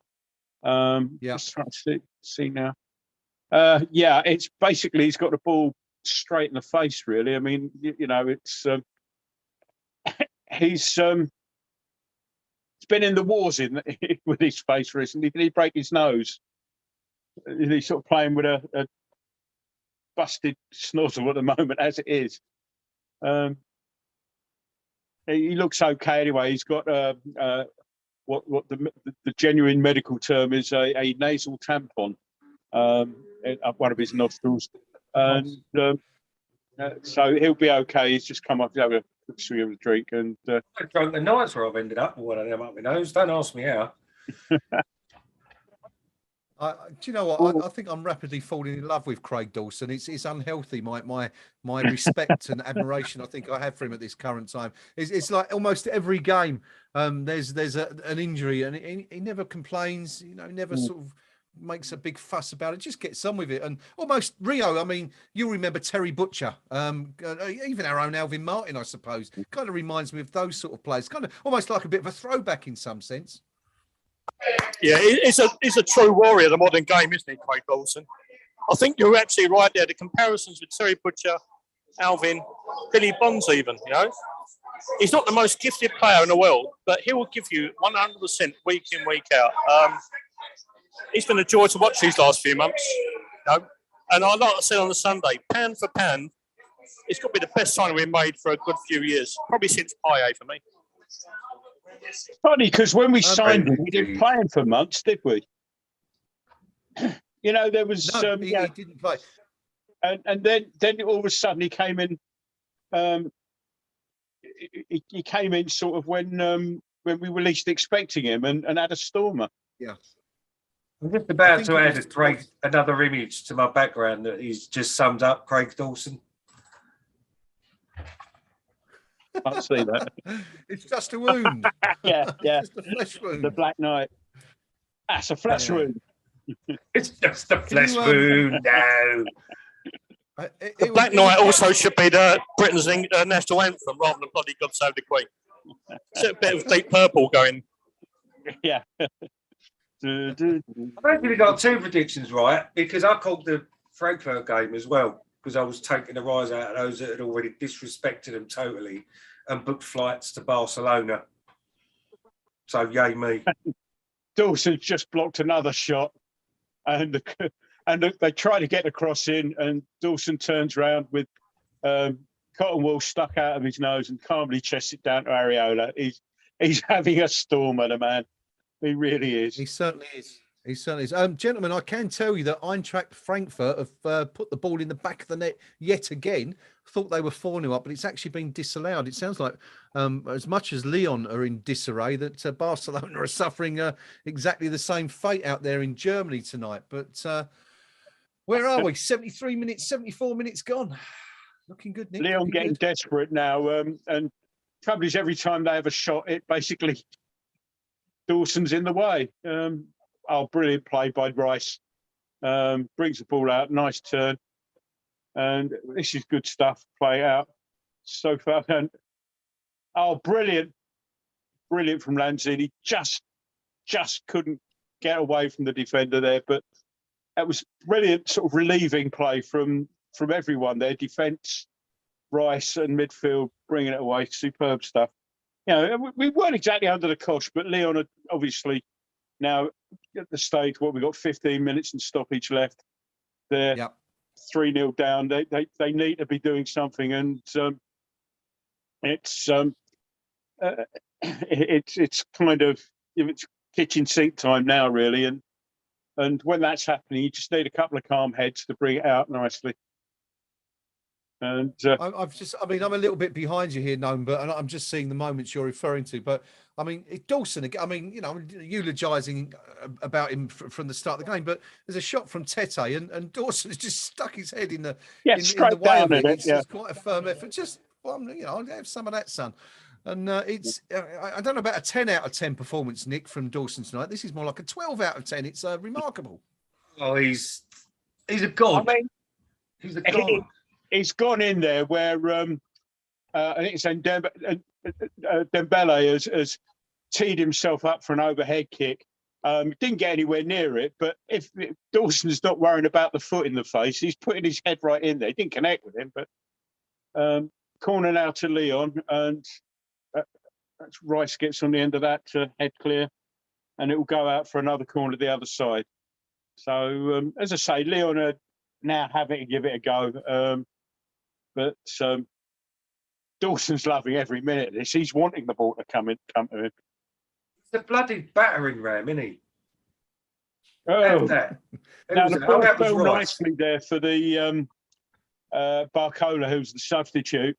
He was on his own, sort of unmarked at the back. They fell nicely for him, and decided to trouble Rosed rather than the back of the net. So wild swipe.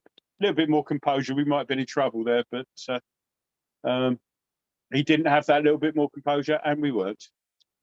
No, you said it was kitchen sink time a moment ago. Yeah, that reminds me of Harry Redknapp.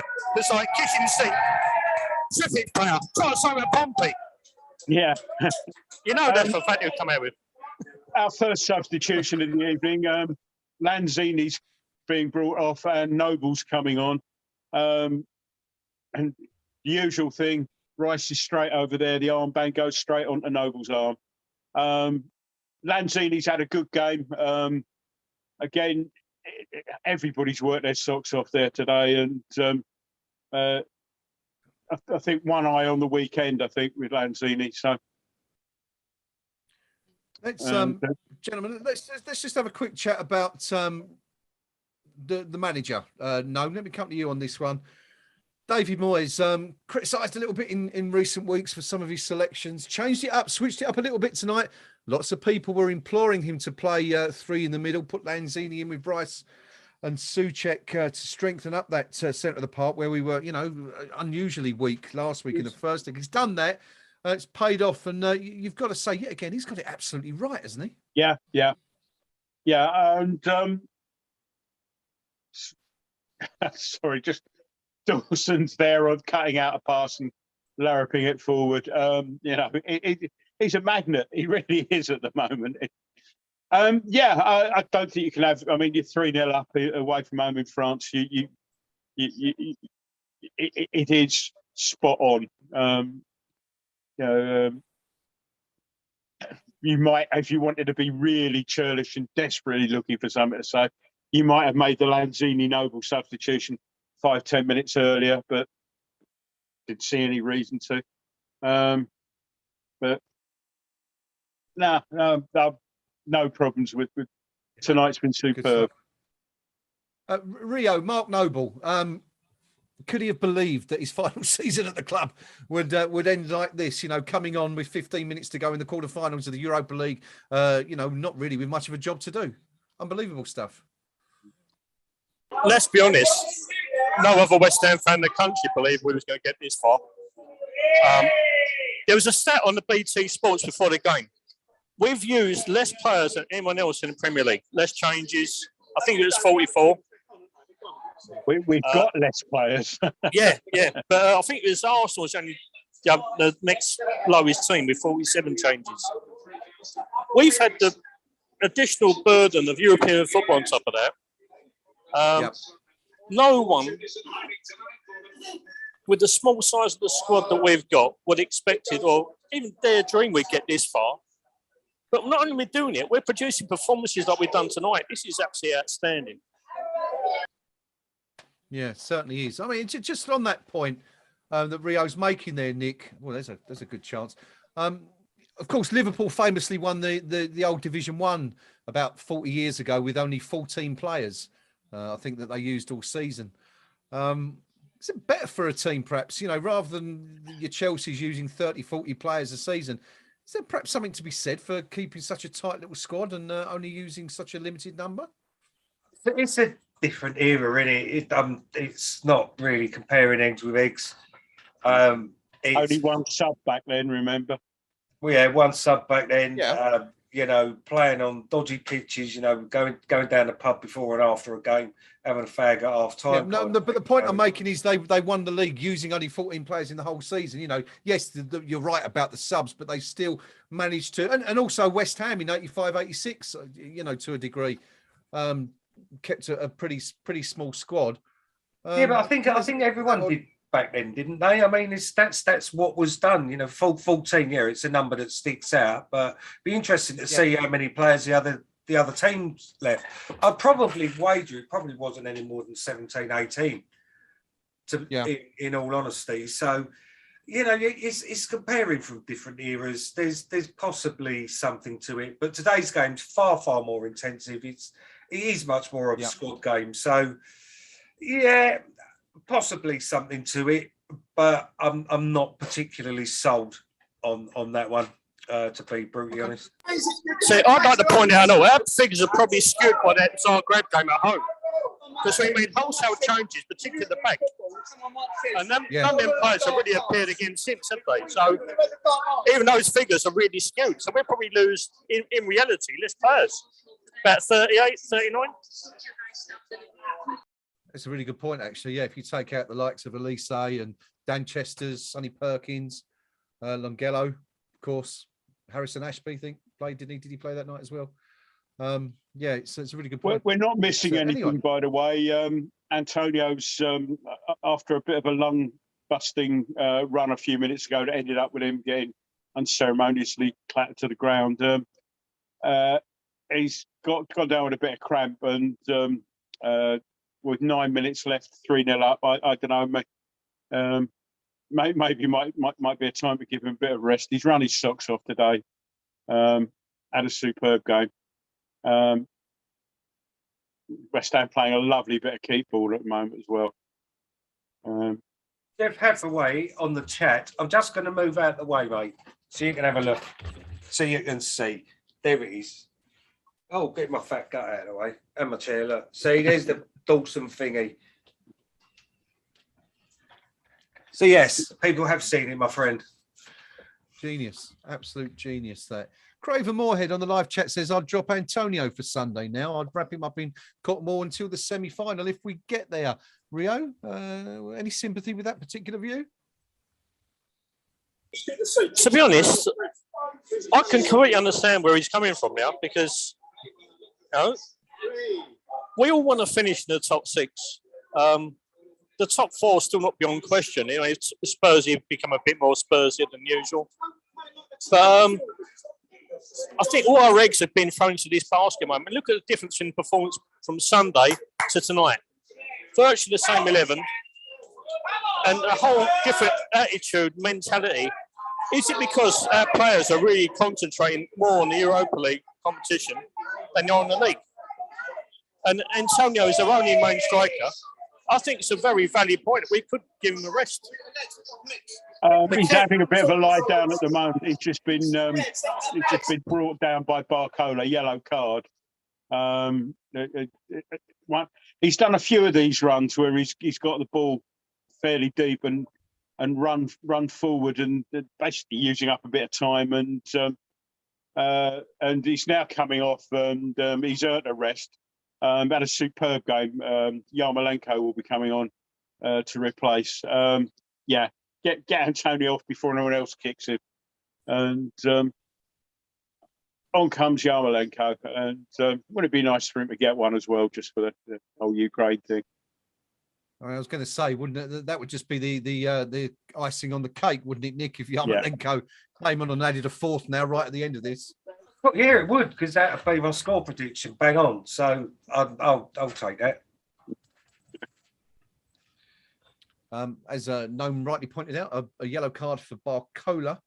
I think that's the second booking of the game, unless I've missed one. Diop, the other player booked after just 21 minutes. A couple of comments coming in on the live chat about Issa Diop.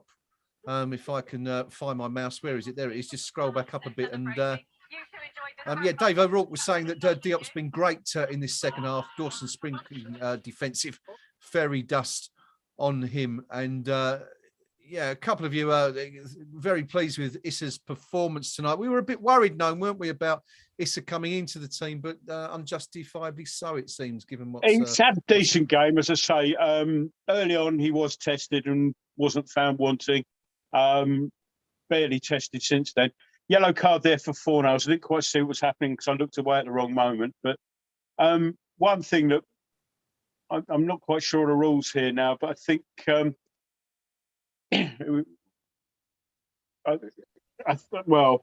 I think you can probably trust him to keep himself out of trouble now with 5 minutes left. But might it be worth giving Rice the last 5 minutes off because he's got that yellow sitting at the moment? So just a thought there, but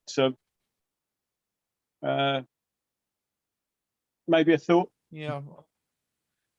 Good show. I'm not quite sure why. I'm going back to Fornals, and I'm not quite sure what happened there. But I looked away at the wrong moment, but the referee, Fornals had that not quite attempted innocent look that sort of kind of suggested he wasn't innocent. And given the way the refs had the refs had today, I'd be inclined to trust him that he got it right there. There has been another goal elsewhere in the Europa League. And interestingly, it's come for the Portuguese side, Braga, in Rangers. They have levelled the tie on aggregate. Won the first leg 1-0, 2-0 down against Rangers tonight. They've now pulled a goal back in the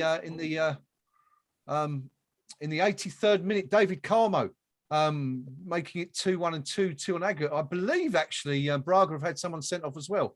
Not quite sure who it was, but I believe they're playing with 10 men. So that's some performance by them. Although I guess you'd probably have to fancy Rangers if that one did go into extra time with an extra man. But as it stands, Barcelona 0, Eintracht Frankfurt 3, 1-1 in the first leg. Lyon 0, West Ham United 3, 1-1 in the first leg. Leipzig, RB Leipzig, Red Bull Leipzig through to the semi-finals already. And then, of course, it'll be Rangers or Braga. And I think now, gentlemen, we can probably just about say, with 87 and a bit minutes gone, Rio, can we say now that we're safe and there? Surely now. Sharp, yeah. Come on. I mean, we've sat through some rough nights, but I do remember Spain. I think it was in the European Championships around about 1992, 88 maybe. I think they were 3-0 down at one point going into extra time, and they ended up winning 4-3. It's the most bizarre game I've ever seen. So, exactly, sharp. So it can happen. All right. Fair point. Fair enough. We're rapidly closing in on the end of normal time. Anyway, West Ham cruising at the moment, but Lyon still in the game, Gnome. But should we be concerned at all? No, I'm not sure we should be concerned, but they've had a lot of possession in the last sort of 20 minutes or so. But it's the hard work that's going on there. Yarmolenko, who prior to the Ukraine thing did have his critics, has come on and he's contributed stuff. Yes, he's given away a couple of fouls. He's given away a couple of fouls in basically trying to harry and hassle and make things difficult. It's obviously rubbing off. That sort of team ethos. He's come on. He's not going to just come on and stand there and hope the ball gets played up for him. He's going to carry on and try and in a slightly different way, perhaps. Carry on where Antonio's left off. Oh, he won the ball there and just tried to backhill that. So the only reason I'm saying sharp is because we've all seen this go to victory. And what kit are they wearing? Yeah. Similar, isn't it? Yeah. Don't worry. I don't want to escape. We can still win this. Going back to that game we were just mentioning, gentlemen, the Rangers v Braga. I can tell you that the Braga player sent off was Vitor Tomena. Sent off in the 42nd minute. Rangers scoring. That would have been when he conceded. Yeah, they got a penalty around then. So I did wonder when you said it might have been a denial of goal scoring opportunity situation. No, you're absolutely right. That's what it was. So they played a full half, but come back from 2-0 to level it on aggregate. So interesting stuff. Anyway, but it looks like, gentlemen, we're pretty much sure of 3 of the 4 teams through to the semi-finals now, and West Ham United are going to be one of them. Rice is very close now. Rice has been withdrawn now. With we got 4 minutes of stoppage to come now. Rice has just gone off. He's been replaced by Ben Rama. I think that's sensible with just stoppage time to play. You don't want him picking up another yellow that would mean him missing the next round. But this has been a brilliant performance. It really, really has. I should stop summing it up until it's over, but I can't praise them highly enough. Where does this rank in terms of West Ham performances over the years? Is it? I mean, it's got to be up there with the best of them. In terms of European matches, I mean, the one that springs to mind for me anyway is Metz '99, when of course we lost the first leg 1-0 and went over there and won 3-1. Yeah. This is probably the best away performance I can remember. I'm not going to compete with Real Boozer. I mean, like a pissed rendition of Bubbles in a... Is there any other sort? No. I should say, I mean, we were all sober at my dad's funeral. I think we're there, gentlemen. Deep into injury time. Only 4 minutes added on. The Hammers cruising towards the semi-finals. It just remains to be seen who the other 3 teams will be, or at least we know pretty much who 2 of them will be. Quick look at the match stats. We haven't done that tonight. It's 67% possession for Lyon, 33% for West Ham. Lyon 14 shots, 3 on target. West Ham 9 shots, 5 on target. 3 corners to Lyon, 4 to West Ham so far. Nick, you said we were going to run away with this. You've clearly got that prediction all wrong. Yeah, we need another goal. Won't be comfortable. You certainly called it right though about the 3rd goal, and you've got to say that was the killer, wasn't it? Really, as far as Lyon was concerned, it was indeed. That was the Fred West of goals. That was. Did he actually say that? Oh, well, I kind of like that, I might nick that as well. I'm not sure we'll get away with that one. The Kings of Lyon one, I think we can happily steal, but yeah. No, we must be rapidly approaching the final whistle now. Yeah, we've got 1 minute and 5 seconds left as Benrahma hassles a little bit too eagerly and gives away the free kick. Lyon, fair play to them. They're still having a go, but it's. You mentioned the number of shots they had. Well, most of them have been like that one from about 30 yards out and screwed wide. So, that's optimism over expectation. That sort of shot as Areola sort of like watches it go by. We're coming up to the last 30 seconds. I'm not driving till that early in the morning, so I may actually treat myself to a beer if we win this. I'm prepared to concede we might get a draw at the moment, so with 20 seconds left. All right, bud. Anyone Let's ever stick remember with stick with it for the. No, Benrahma's in the box. Yeah, Has a shot across goal, pulls a save me. out of the French goalkeeper. German goalkeeper. The 4 minutes are up, and the referee adds no more. That's a superb performance. Well played, West Ham. We won. Yeah. Yay. I thought think we we've done might. it, gentlemen. The final whistle was blown at the Groupama Stadium. It's finished Lyon near West Ham United 3. You would have predicted that. Final whistle. Finalists. Well, semi-final of the Europa League. Here we come. Nick, sum up the last 90 minutes for us, please.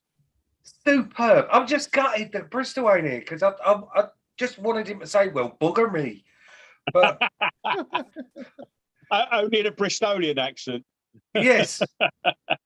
We couldn't have done any better. We could have got 4.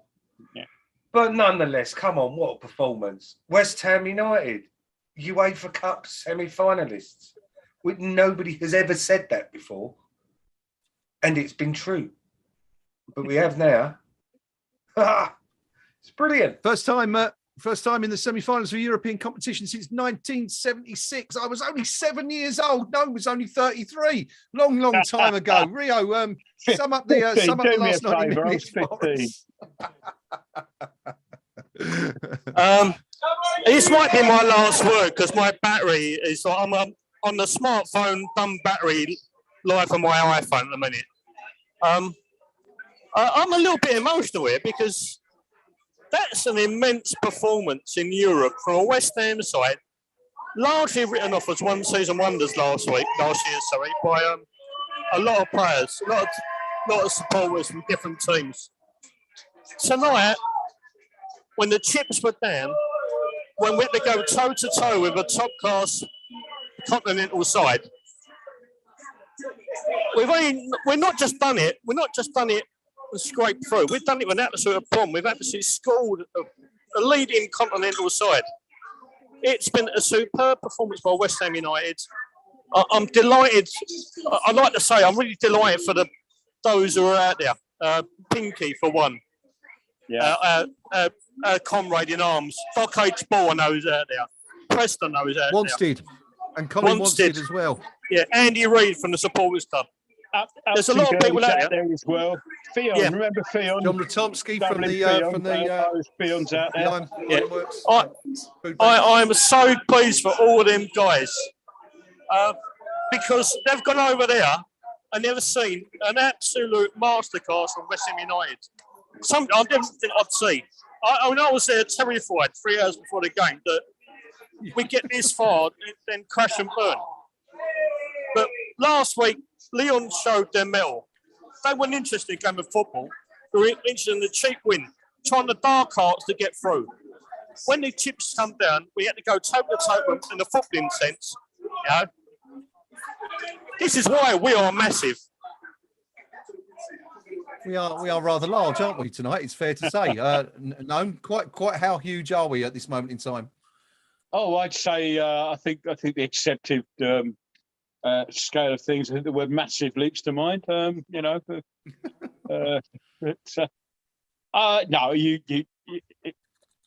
you've got to be proud of that. I mean, I'm just echoing Joe Cole who's just said that. You just absolutely superb. We know they were going to come at us early doors. We weathered. It wasn't so much a storm, bit of showery weather, sort of the early stuff.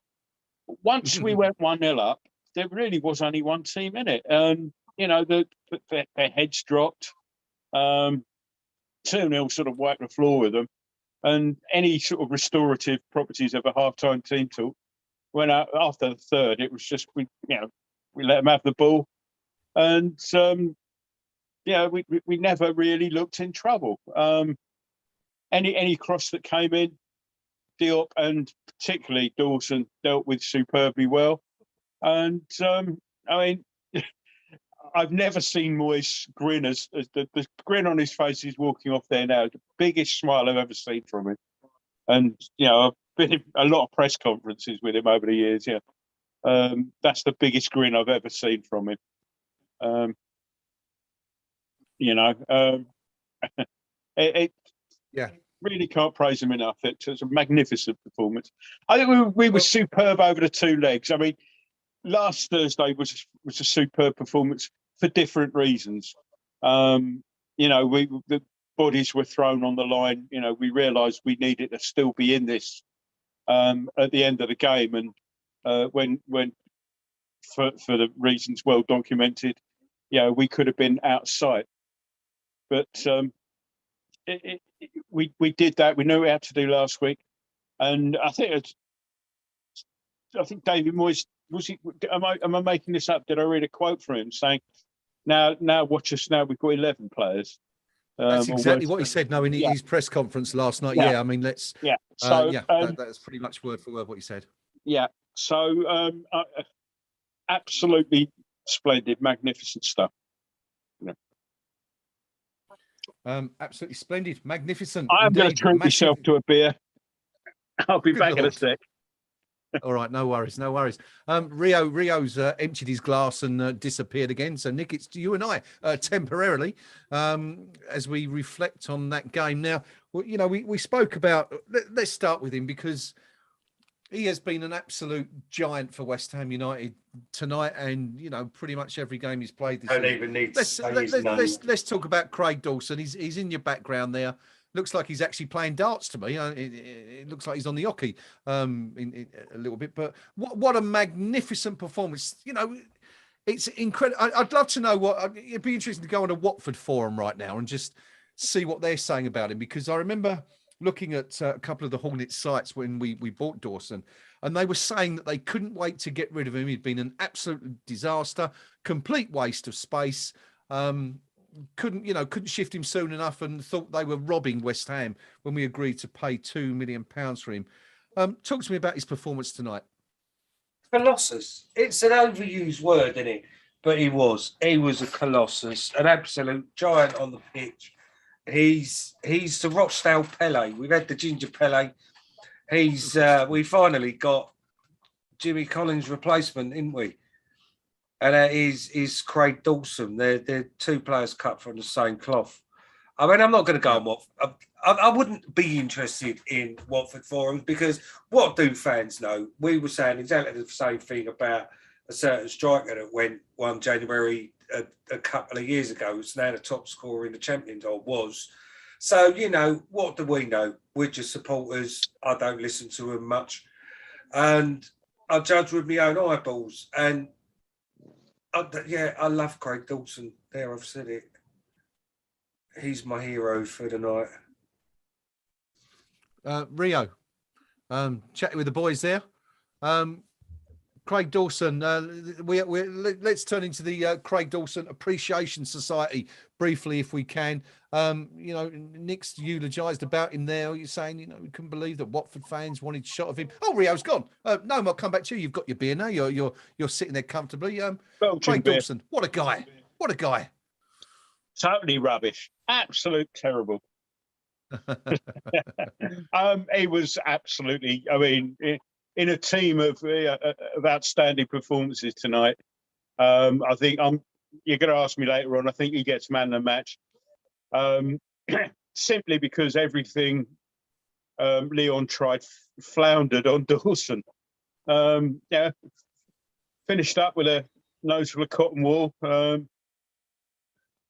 just it took a little while to sort out. Obviously, I had to mop it all up and everything. But once he got that, came back on, and first thing that happened was the ball was played in straight at his head, headed it clear. I mean, yeah, it was just and he did. We were saying he didn't play for those first couple of 2 or 3 months. Out of the blue, he was selected, and we thought, "Oh, what's happening here?" There, and I think I'm not sure it's his first game or not. We actually, a complete accident, but he nearly kicked somebody's head off against Southampton, didn't he? Yes. Yeah, which was quite funny. And he's sort of become a cult hero, hasn't he? But he's more than that. When we get Zuma fit again, and when we get Ogbonna fit, it's going to be a selection problem. I mean, obviously this is going to be early next season, I think, by the looks of things. But yeah, he's come in and he's not let anyone down. Far from it, the complete opposite. He's been a complete and utter revelation. And Watford, Sodom.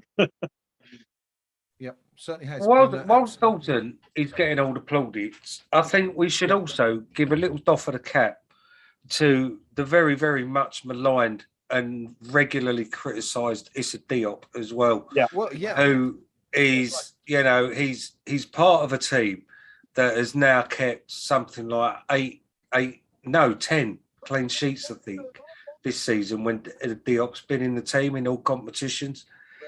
And he's just been part of an imperious defence that's just kept a clean sheet in a quarterfinal of European competition away from home. Apart from his booking, he kind of went unnoticed tonight, which is what you expect from a centre-back. Dawson just can't go unnoticed because he's here, there and everywhere. But Diop, he deserves his little moment in the sun and all tonight. Yeah, definitely. It's a really good shout. Tonight, Can I we'll come back to that in just a minute, but I just want to take you briefly to what's actually turned out to be a quite astonishing game in Spain tonight. Barcelona were 3-0 down after 67 minutes and seemingly out of that tie. Of course, West Ham or Lyon were facing the winners of this one. In the first minute of 11 or 12 minutes of added on time, Sergio Busquets pulled one back for Barcelona. It looked like it was just a consolation. And then in the 11th minute of added on time, the 101st minute, Memphis Depay scored a penalty for Barcelona to make it 3-2. But crucially, and this might be very important for West Ham in the next leg, Frankfurt's centre-half, young Evan Ndika, a 22-year-old, sent off, given a red card in the 10th minute. I presume that was for conceding the penalty.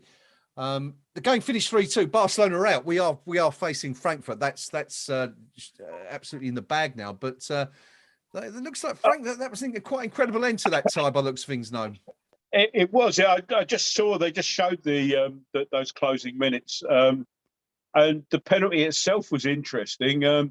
Depay hit it against the crossbar, hit the bottom of the crossbar, bounced just over the line. Frankfurt tried to play on for a second, but the little buzzy thing on the referee's wrist went off. It was over the line, but just for a second. I mean, you were wondering about it, but I mean, we're all saying, "Oh, Frankfurt." Well, clearly they're no mugs. You don't go and score 3 goals at the Nou Camp every week, even if you're Barcelona. They'll need respect. But I think at the end of the day, I think we'd.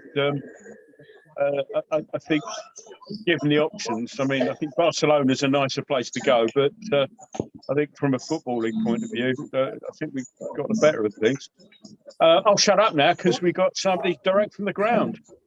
We have coming live and direct from Lyon. It's our man in the ground, the Pink Palermo. He's almost smiling at what he's seen tonight. Absolutely incredible result. The fans obviously being kept there, I think, for 3/4 of an hour after the game. Pinky, what a night for West Ham. What's it been like inside the ground there? Absolutely brilliant night here for West Ham United. Great game of football. and we were utterly superb. Absolutely brilliant tonight. We've done them 3-0 in their own backyard. And do you know what? All we've got now is some silly French blokes picking fights for their own right place. Yeah. It's like watching the Girl Guides, really. But you know, back to the football. I mean, superb. Absolutely superb. There's a spell of about 20 minutes in the first half where Lyon were well on top, to be fair. But other than that, only one team looked like winning tonight. And it was 3. It could have been 4, could have been 5. Consummate performance from West Ham. Only disappointment on the night is Barcelona have let us down, haven't they? And yeah, we're off to Germany instead of Spain. But there you go. It's all the common market. Yeah, all those people who've booked their tickets for Barcelona are on the phone now, I'd imagine, trying to sort out a refund. Were you confident going into this one? Did you think that this was going to be a special night for West Ham? I was confident. I mean, I was saying to people beforehand, I felt a 5-0 coming on, and you just look at the weekend's performance. Antonio jogging around. Yeah, you've seen why tonight. Because he gave the quite outstanding performance he's capable of. And, a number of our players saved themselves for this evening, and it showed. Lyon are not a bad football team. They played a very high press in the first half that we struggled to break at times, but we stuck to the task, created the gaps, and took our chances. And, there's been a banner going around today, the Ballon Dawson. Well, maybe not such a joke. What a footballer. Even Issa Diop tonight, my regular boo boy, did not let us down when we needed him. Great team performance tonight. Absolutely superb. I can tell you that the Ballon d'Orson flag got a mention on BT Sports. They were clearly as impressed with it as we were, and Nick has had it as his background throughout the game. We all thoroughly enjoyed that one. But I mean, you've touched on it there, Craig Dawson. I mean, we've all been eulogising about that performance here. Roll back the years. I mean, what for doing letting him go for 2 million? What a performance! One of the best defensive performances we've seen in years from a West Ham player. Not taking anything away from Mr. Diop, of course, it was excellent. But Craig Dawson, talk to me about what you've seen from him tonight. Quite simply, the season's outstanding signing by any club in any division anywhere in the world. Yeah, he's absolutely turned it on. Are you off, mate? But then I'm going to say a thing it's about. All right. Yeah, no doubt about it. We proper saw an English defender's kind of game tonight. You launch it into the box, he'll head it out. Yeah, he's shutting people down, making sure there's no chances anywhere. He's absolutely done his job. And who could deny him that? Because, a journeyman centre-back now playing, he's a couple of games away from a European final of some description or another. Who could deny him that opportunity? Brilliant stuff from Craig tonight. And all of them, really, you've got to say, outstanding. Absolutely outstanding. Incredible performance. Pinky, can I ask you to give us a quick 360 of the ground while you're there, just so we can see get a good picture of what's going on there? Hang on. I'll just do moving down the front. We've got the traditional lock-in and what have you. Yeah. But just bear with me a second. Hang on. No problem. And then once we've done, there it is. There's the stadium. You can see the West Ham fans up in the gods there. Over to the end I've just showed you there. That's where the sort of remnants of the Lyon supporters are, just arguing it out with the CRS. I mean, it's just a bit tedious. It just means we get locked in longer. I've got to tell you though, this ground is bloody miles from the city centre. Yeah. And the classic pain in the arse to get to. You can almost see Cameron's column in the sun now, and the supporters complain about our stadium. It almost writes itself. But very good tonight. Really good. Crowd night for them. 2,800 hammers in the ground. Brilliant performance by West Ham. Boys must be delighted. I'm going to pass you over to Noam now. Noam, do you want to take over? Have you got any questions you want to fire at Pinky while we've got him for a few minutes? I am a little bit concerned at Pinky's admission that he watches Girl Guides, but we're probably better ignore that. You there, mate? I think he's still there. He's just cut the video for a second. I think he can hear us. Yeah. So was going to say, I mean, the atmosphere looks superb. I mean, we as Graham's was saying, we've been eulogising Dawson. You also touched on. Sorry, there's too much noise going on. I haven't really got a question anyway. Pinky, mate, enjoy the evening. That's all I'm going to say. Have one for me. I think that was a chorus. Here, I've got a question for him. Go on, Nick. What were the burgers like, mate?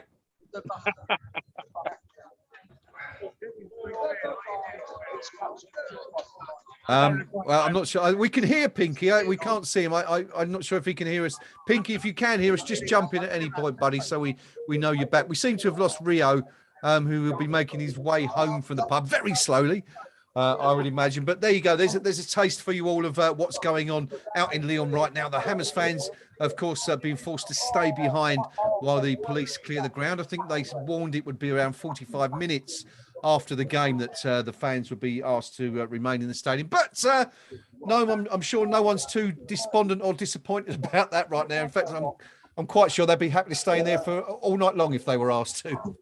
Yeah, I mean, you sort of notice those things if you've in those games when you've lost and you get sort of pen back phrases. Hopefully, it's something that seems to have died out in matches in this country. It used to be the standard thing. If you're away, it happened almost every time. Please stay behind for a few minutes after the game, and it's just thankfully common sense has prevailed on that. So it's a lot easier when you've won. Just showing some highlights from the Rangers game now, and yes, I'm not sure. I believe there's been another goal or a later goal. I think they've scored again. I think Rangers are 3-1 up now. Yeah. They've just showed a goal, which is clearly the third one. Yeah. Yeah.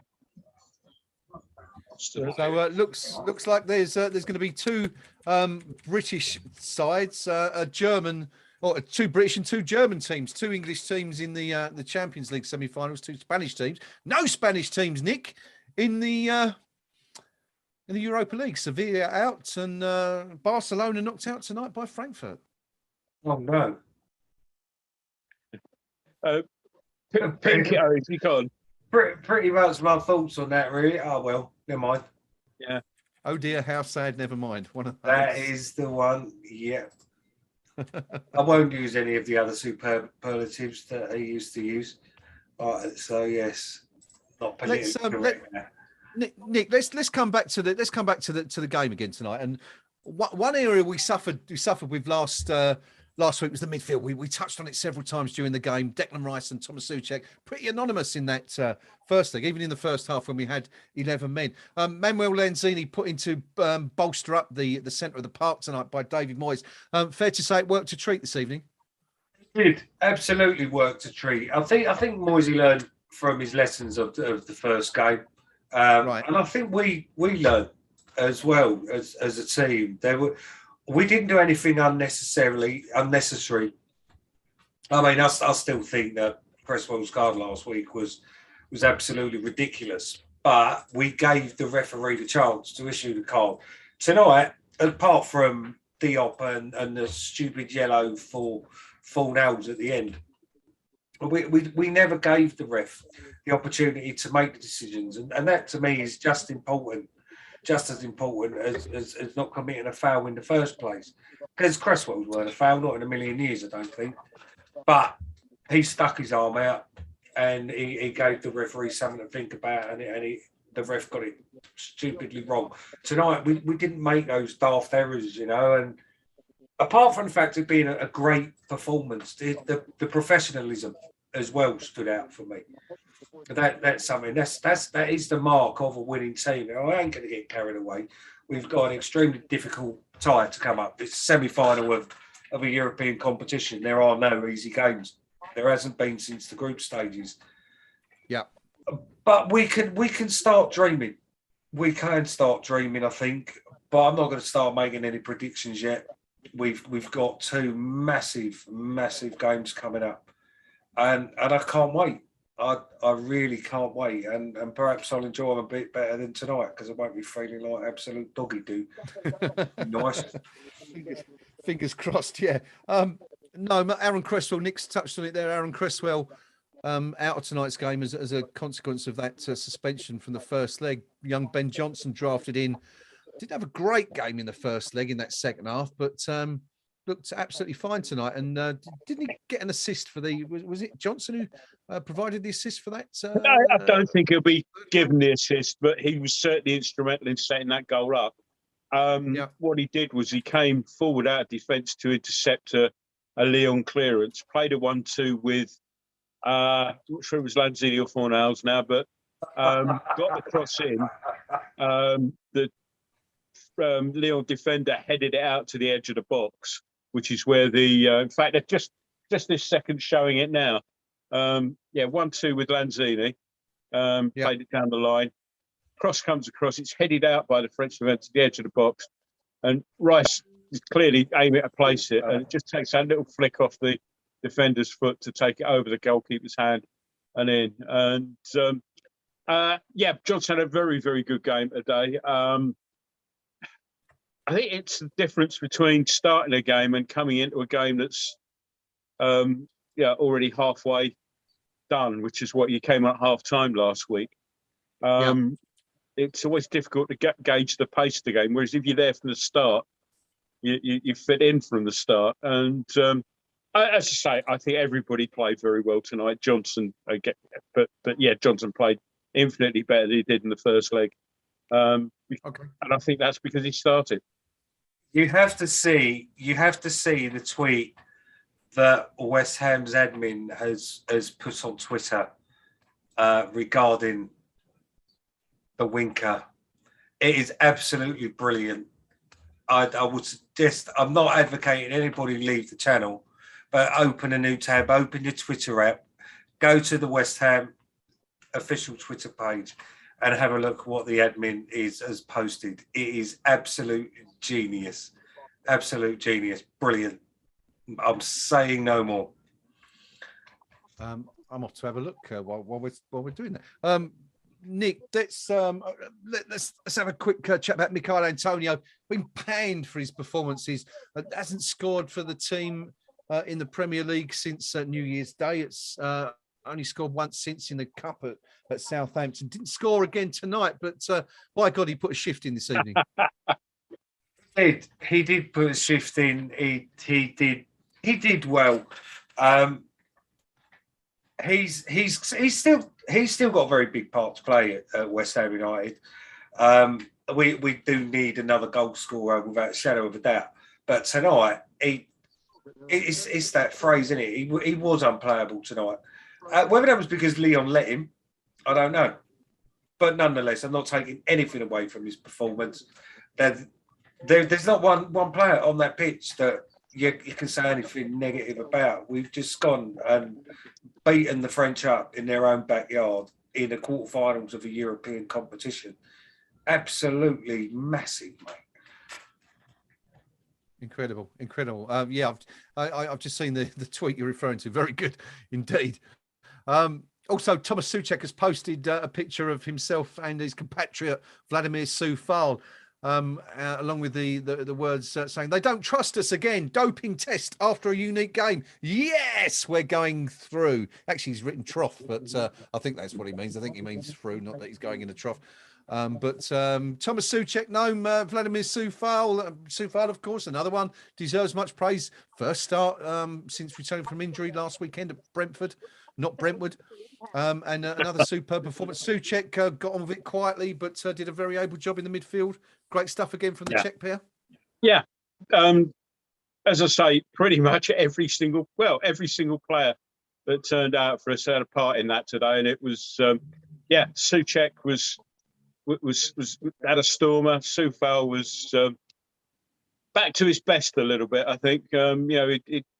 I think even before the hernia, which I think had been giving him jip for a long while before he disappeared for the operation. It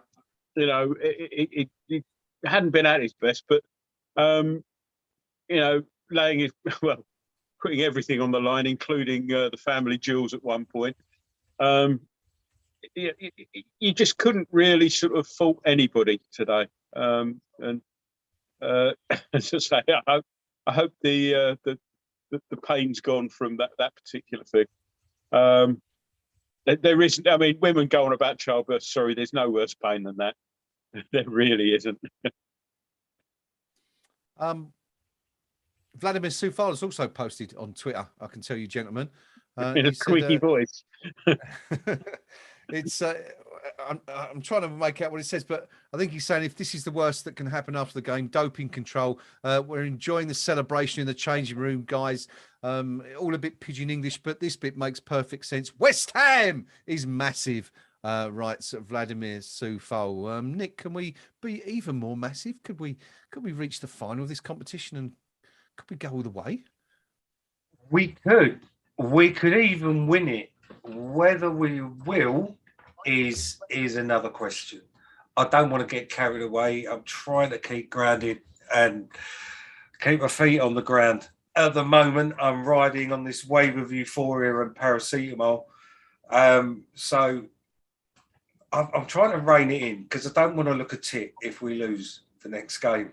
Basically, we can go all the way. We can win it. Yes, we can. Sound like Bob the Builder. Yes, you should apply my theory, which is I'll relish the victory tonight, and then I'll go to bed and I won't even think about the next round until it's the next game. You know, I know. I'll start thinking about it in the morning. Yeah. Think about what? Gentlemen, I can tell you that there's more news from Glasgow. Rangers 3-1 up, of course, there. Braga have just had a second man sent off, and they're now down to 9 men. So it's looking grim for the Portuguese. And what a night that is, assuming they get through to the last 4, no? What an incredible night that is for Rangers up there. Yeah, I think they might have more than just one beer that I'm limiting myself to. Sorry, I've just got the picture of Moyes with the really silly grin on his face. I think they're going to talk to him now. So do you want to come back to me? Absolutely. Well, let's look ahead briefly to that semi-final. Well, actually, before we do that, Nick, let me ask you this question. Frankfurt have been, I mean, absolutely exceptional in the Europa League this season. Some fantastic results. We'll go through them in just a minute. They're only 9th in the Bundesliga, very, very distinctly mid-table in their performances, perhaps suffering a bit of the Lyon effect in that they're concentrating so much on the Europa League that the league form is suffering as a result of that. But do you get the feeling, given what they've done this season, that the semi-final could be a harder match potentially than the final? Yeah. I think it's the 2 strongest teams are going to be facing off each other in that semi-final, and it would have been, if Barcelona had got through it would arguably have been the 2 strongest teams. Right. I'm glad Barcelona are out because even on our day, for some reason, maybe it's just the Barcelona effect, I don't think we would have beat them. I think teams like Frankfurt that are used to European competition, they've just taken it in their stride. And they have this mystique, even now, even though they're not doing too great, Barcelona have got this mystique. And I do wonder if our players who, first time in their careers, they would have played against a club as legendary as Barcelona, whether we might have even got a little bit of stage fright against them, especially at the Bernabeu. So, have I just got the ground wrong? I ain't, have I? Or was that Madrid? Camp Nou, but everyone knows. The new camp, that's the one. Yeah. So yeah, I'm glad we've got Frankfurt from that perspective that our players ain't going to get stage fright against them. They're more of an unknown quantity as well. It's going to be, as I said just now, it's going to be an hard game, isn't it? There are no easy games at this stage of a competition, but for us to not have to face Barcelona, it's mouthwatering, isn't it? It's salivating at the prospect. It's like this big fat. It's like juicy steak and chips. This tie, it's certainly going to give us something to get teeth into. Oh, mate, I'm on a roll. More food. Calm down there, young man. Calm down. Stop salivating. Prospect.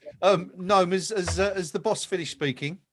Yeah, it wasn't the most deep, insightful of interviews, to be honest, nor should it be. He was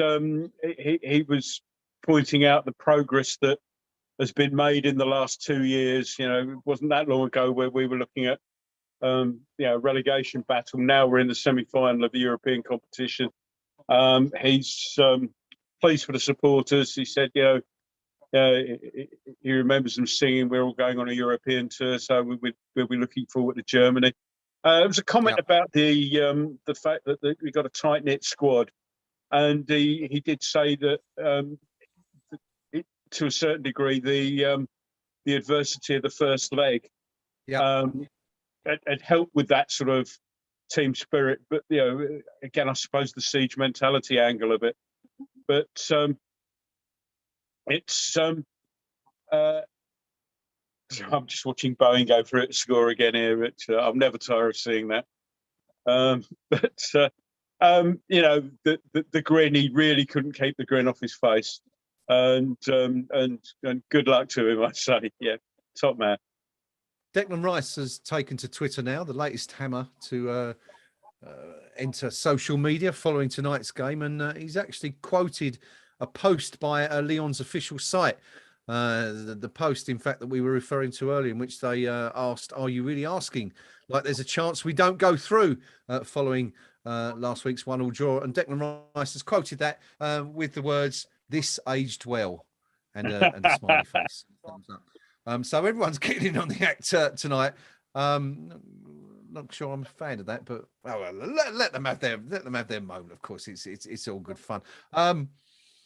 Frankfurt semi-final, 1976 revisited.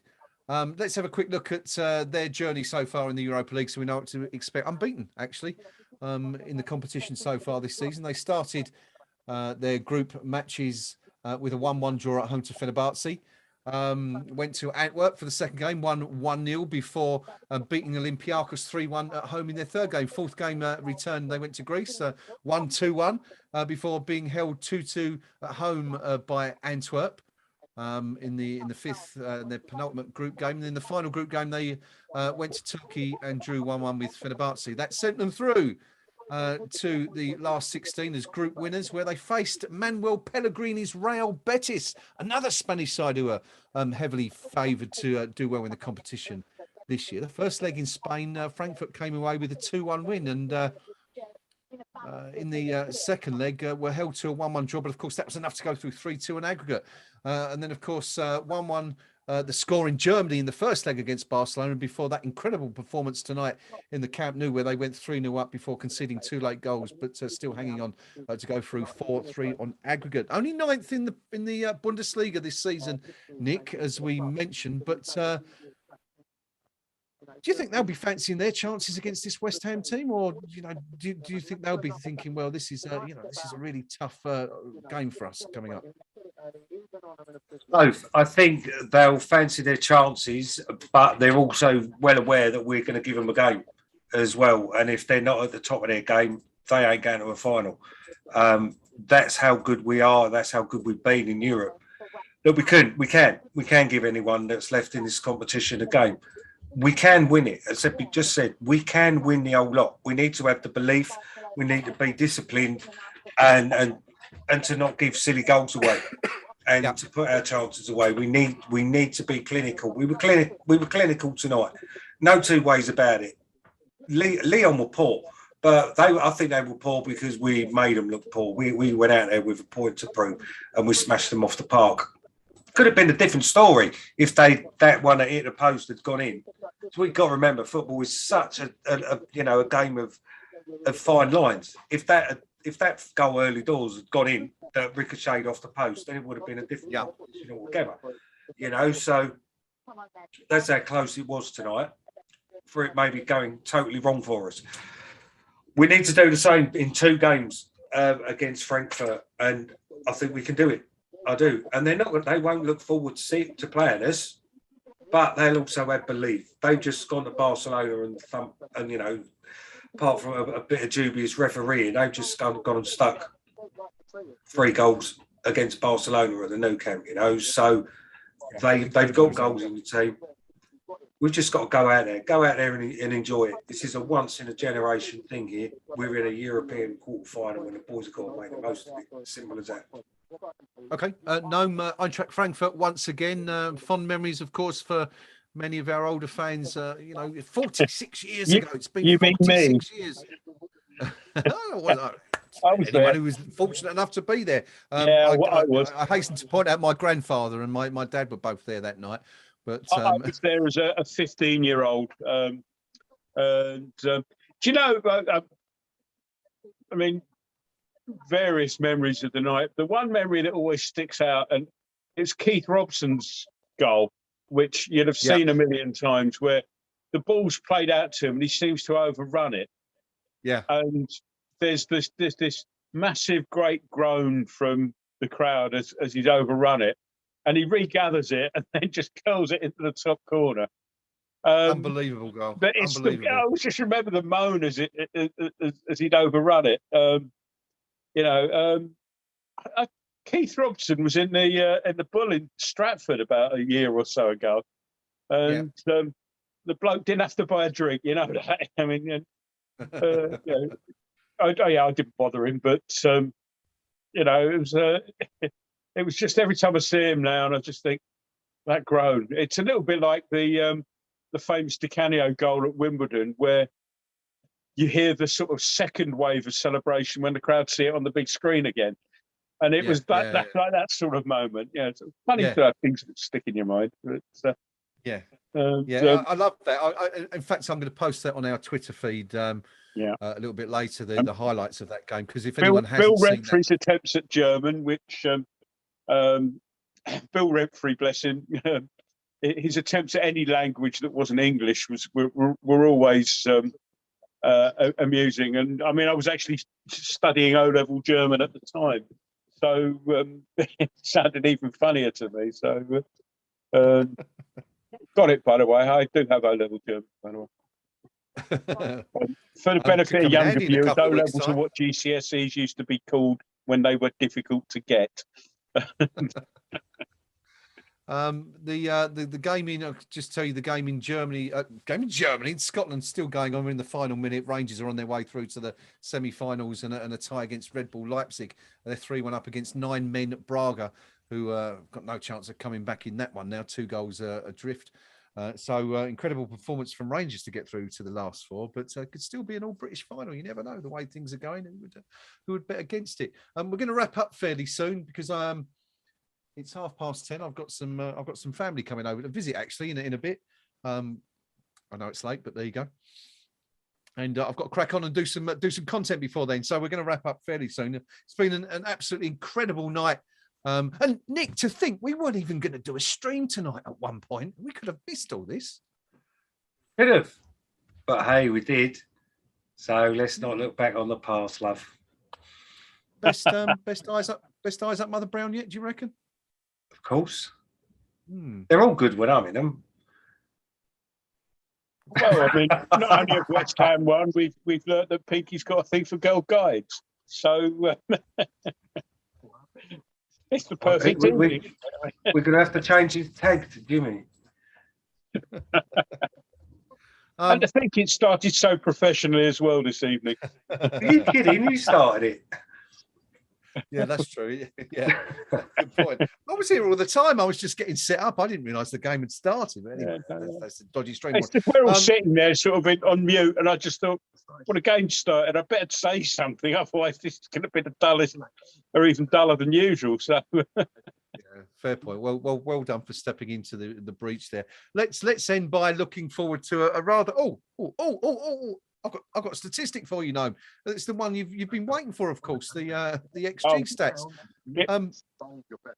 It's quite an interesting one, actually, given that the score ended up 3-0 to West Ham. XG for tonight, Lyon 2.25, West Ham 1.53. So that essentially tells us that Lyon spurned a whole load of opportunities that they should have scored from, and West Ham made the very most of theirs. Gnome's gone all Gallic on us. I don't know what you're saying. Burnley, Nick, final word. Let's look ahead to the weekend. Who cares really at the moment? But it's Burnley at home. Yes, it is. Back to the bread and butter, back to the day job. I mean, we can't really. I don't know. I'm seeing all these things about resting players and stuff for the Burnley game and whatever. Yeah, we can't count our chickens and rely on beating Frankfurt and winning this thing to get into Europe. What an adventure it's been. If we fall at the next hurdle, we need to make sure we need to be beating Burnley. We need to be beating Norwich so that we can run again and do it next year. Do you know what I mean? I don't buy all this bollocks of resting players and stuff for Burnley. No, this year's been a blast. You know, if we're out of this competition, we're out of Europe for 2 seasons, not just the one, because we've got to run again next season. So no, we're not resting players against Burnley. Go out there, go and give them a stuffing. I'm disappointed because I'm supposed to be taking my boy, but obviously with this COVID, I don't think I'm going to be. I'm going to be clear in time, so it's going to be on the box for me probably. But no, we go out and win the game because I want to do this again next year, whether we get through it again or not. I want to do this next year, so finish up as high in the league as possible. Top 4's out of the way. Let's get top 6 or 7 again. Okay, good stuff. We're looking good for top 7, aren't we? Given Wolves' form, they're a few points behind us now. No, Burnley at home is a game you're going to be at, of course, this weekend. Well, I assume you're going to be there. Or are you going to be? Actually, did you say you're going to be down I'm not actually. Although I had to get hold of recent events in the Thrower household mean that I'll be looking after my mum this weekend, and as Jeff, so I'll be going down there to see them. Them's the breaks at the moment. Much as I love West Ham, sometimes certain things are a little bit more important, I'm afraid. Absolutely. What do you make of that game? Do you think that Burnley have got the chance to cause an upset? I mean, they need to start putting points on the table if they're going to stand any chance of surviving this season. Yeah. I mean, it's always a good time to play us just after a European night, as I'm sure the stats will bear out. But the thing is that in recent weeks, when we've had these European games, we seem to have been away a lot. And I think playing them at home, I think will be the difference this weekend. I think we'll have too much for them, which will make it even more interesting. Sort of down at the bottom, where unless you're Watford or Norwich, it's a little bit tight down there. Got fond memories of playing Burnley. I remember seeing a Jeff Hurst hat trick when I was about 9 or 10, and it was the debut for a lad. You'll certainly remember him, Graham. John Harris. Hurst got a hat trick and John Harris got man of the match. Tell you everything you need to know. So that was a rarity, wasn't it? Johnny or Iris, I think we used to. Was it Iris or Iris? Iris. He was the one who Ron Harris basically ended his career. Sorry, was that jumping up and down his chest? I think. Was that Ron Harris? Sorry. Yeah. I remember it, yeah. Just there was a friend of the family worked at the club, or he was the club's auditor at the time. Yeah. And so after the game, it was the first time I'd ever been taken round behind the scenes at the ground. You can imagine as a 9-year-old how good that was. Yeah. And amazing stuff. Yeah, so good fond memories of that. So I'll go for the same result actually. 3-1. Well, we'd certainly take that, wouldn't we? But as Nick says, it's we've got to get our mind back on the Premier League this weekend, despite what's happened tonight. And what a night it's been for West Ham United and our long-suffering supporters. And let's be honest, if anyone can claim to be long-suffering, it's West Ham United fans. 46 years since we last appeared in the semi-final of a European competition, and here we are again. I've got to say, gentlemen, I honestly never thought I'd see it in my lifetime again. So credit to David Moyes and to the squad for.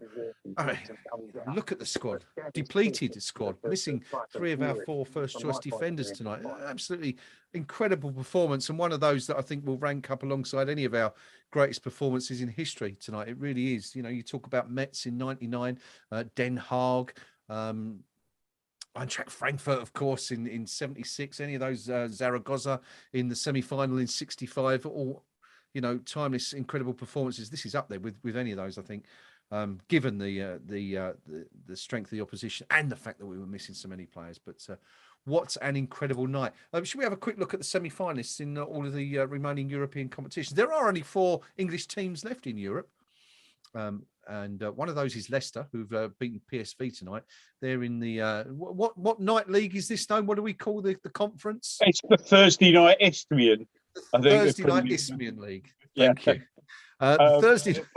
Apologies to a good friend of mine, work colleague Stephanie, who's a season ticket holder at whatever Filbert Street's called this week, the King Power, isn't it? It's the Thursday night Isthmian League on the grounds that Tottenham couldn't get out the group stages of it. Well, they are joined. Leicester, the Foxes are joined by Feyenoord, Roma, and Dimitri Payet's Marseille. 36-37 Payet now. Scored absolutely ridiculous goal. Who have Leicester got in the semi? I'm not sure. Hopefully, maybe someone on the live chat can tell us before we end the stream. But that's the 4 in the Thursday night Isthmian League, aka the Conference League. Champions League: Manchester City, Liverpool, Real Madrid, Villarreal. 2 English teams. So-called Champions League. So-called Champions League, as I should be referring it to. And the other European competition is just the Thursday night league, right? Yeah. As an aside, regarding Leicester, actually, that shoot I had last week, one of the models works for Leicester City in their medical department. She said she'll be watching the game at home on Thursday tonight, getting ready to book any players in for scans and stuff like that in the morning. She's a season ticket holder and she likes them, but she now gets paid to actually watch the games rather than have to pay herself. Lovely lady, Sarah her name is, so I'll give her a little shout out. And just for her actually, I hope they do well as well. I've got nothing against Leicester really, apart from Vardy and his cheating. Well, there you go. As we were saying, the Thursday night league, Red Bull Leipzig, Eintracht Frankfurt, 2 German teams, and 2 British teams, Rangers, Glasgow Rangers, and West Ham United. That's how it's ended tonight after an incredible evening in France. West Ham going there as underdogs this evening, but fashioning an incredible 3-0 win, and it could have been more, quite frankly. Lyon absolutely given a right royal pasting on their own turf. I'm slightly disappointed to report that there are some problems, some crowd trouble, some problems with crowd trouble out in Lyon. Fortunately, it's not involving West Ham at the moment. The gendarmerie or whatever the local police are called down in Lyon are currently tear gassing some of the home fans who are distinctly unimpressed by their, one would assume, by their own team's performance. But at the moment, Touchwood, West Ham fans not involved. The Hammers out of the stadium now. We kept in for a good while after the game, but currently on their way back to the bars where I'm sure they'll be drinking the city dry tonight after what we've seen. Anyway, gentlemen, that is it. We are going to call it a day there. My thanks to Nick, to Rio, to the Pink Palermo for joining us live from the Groupama Stadium to allow us to join in the joyous celebrations with the 3,000 travelling supporters there.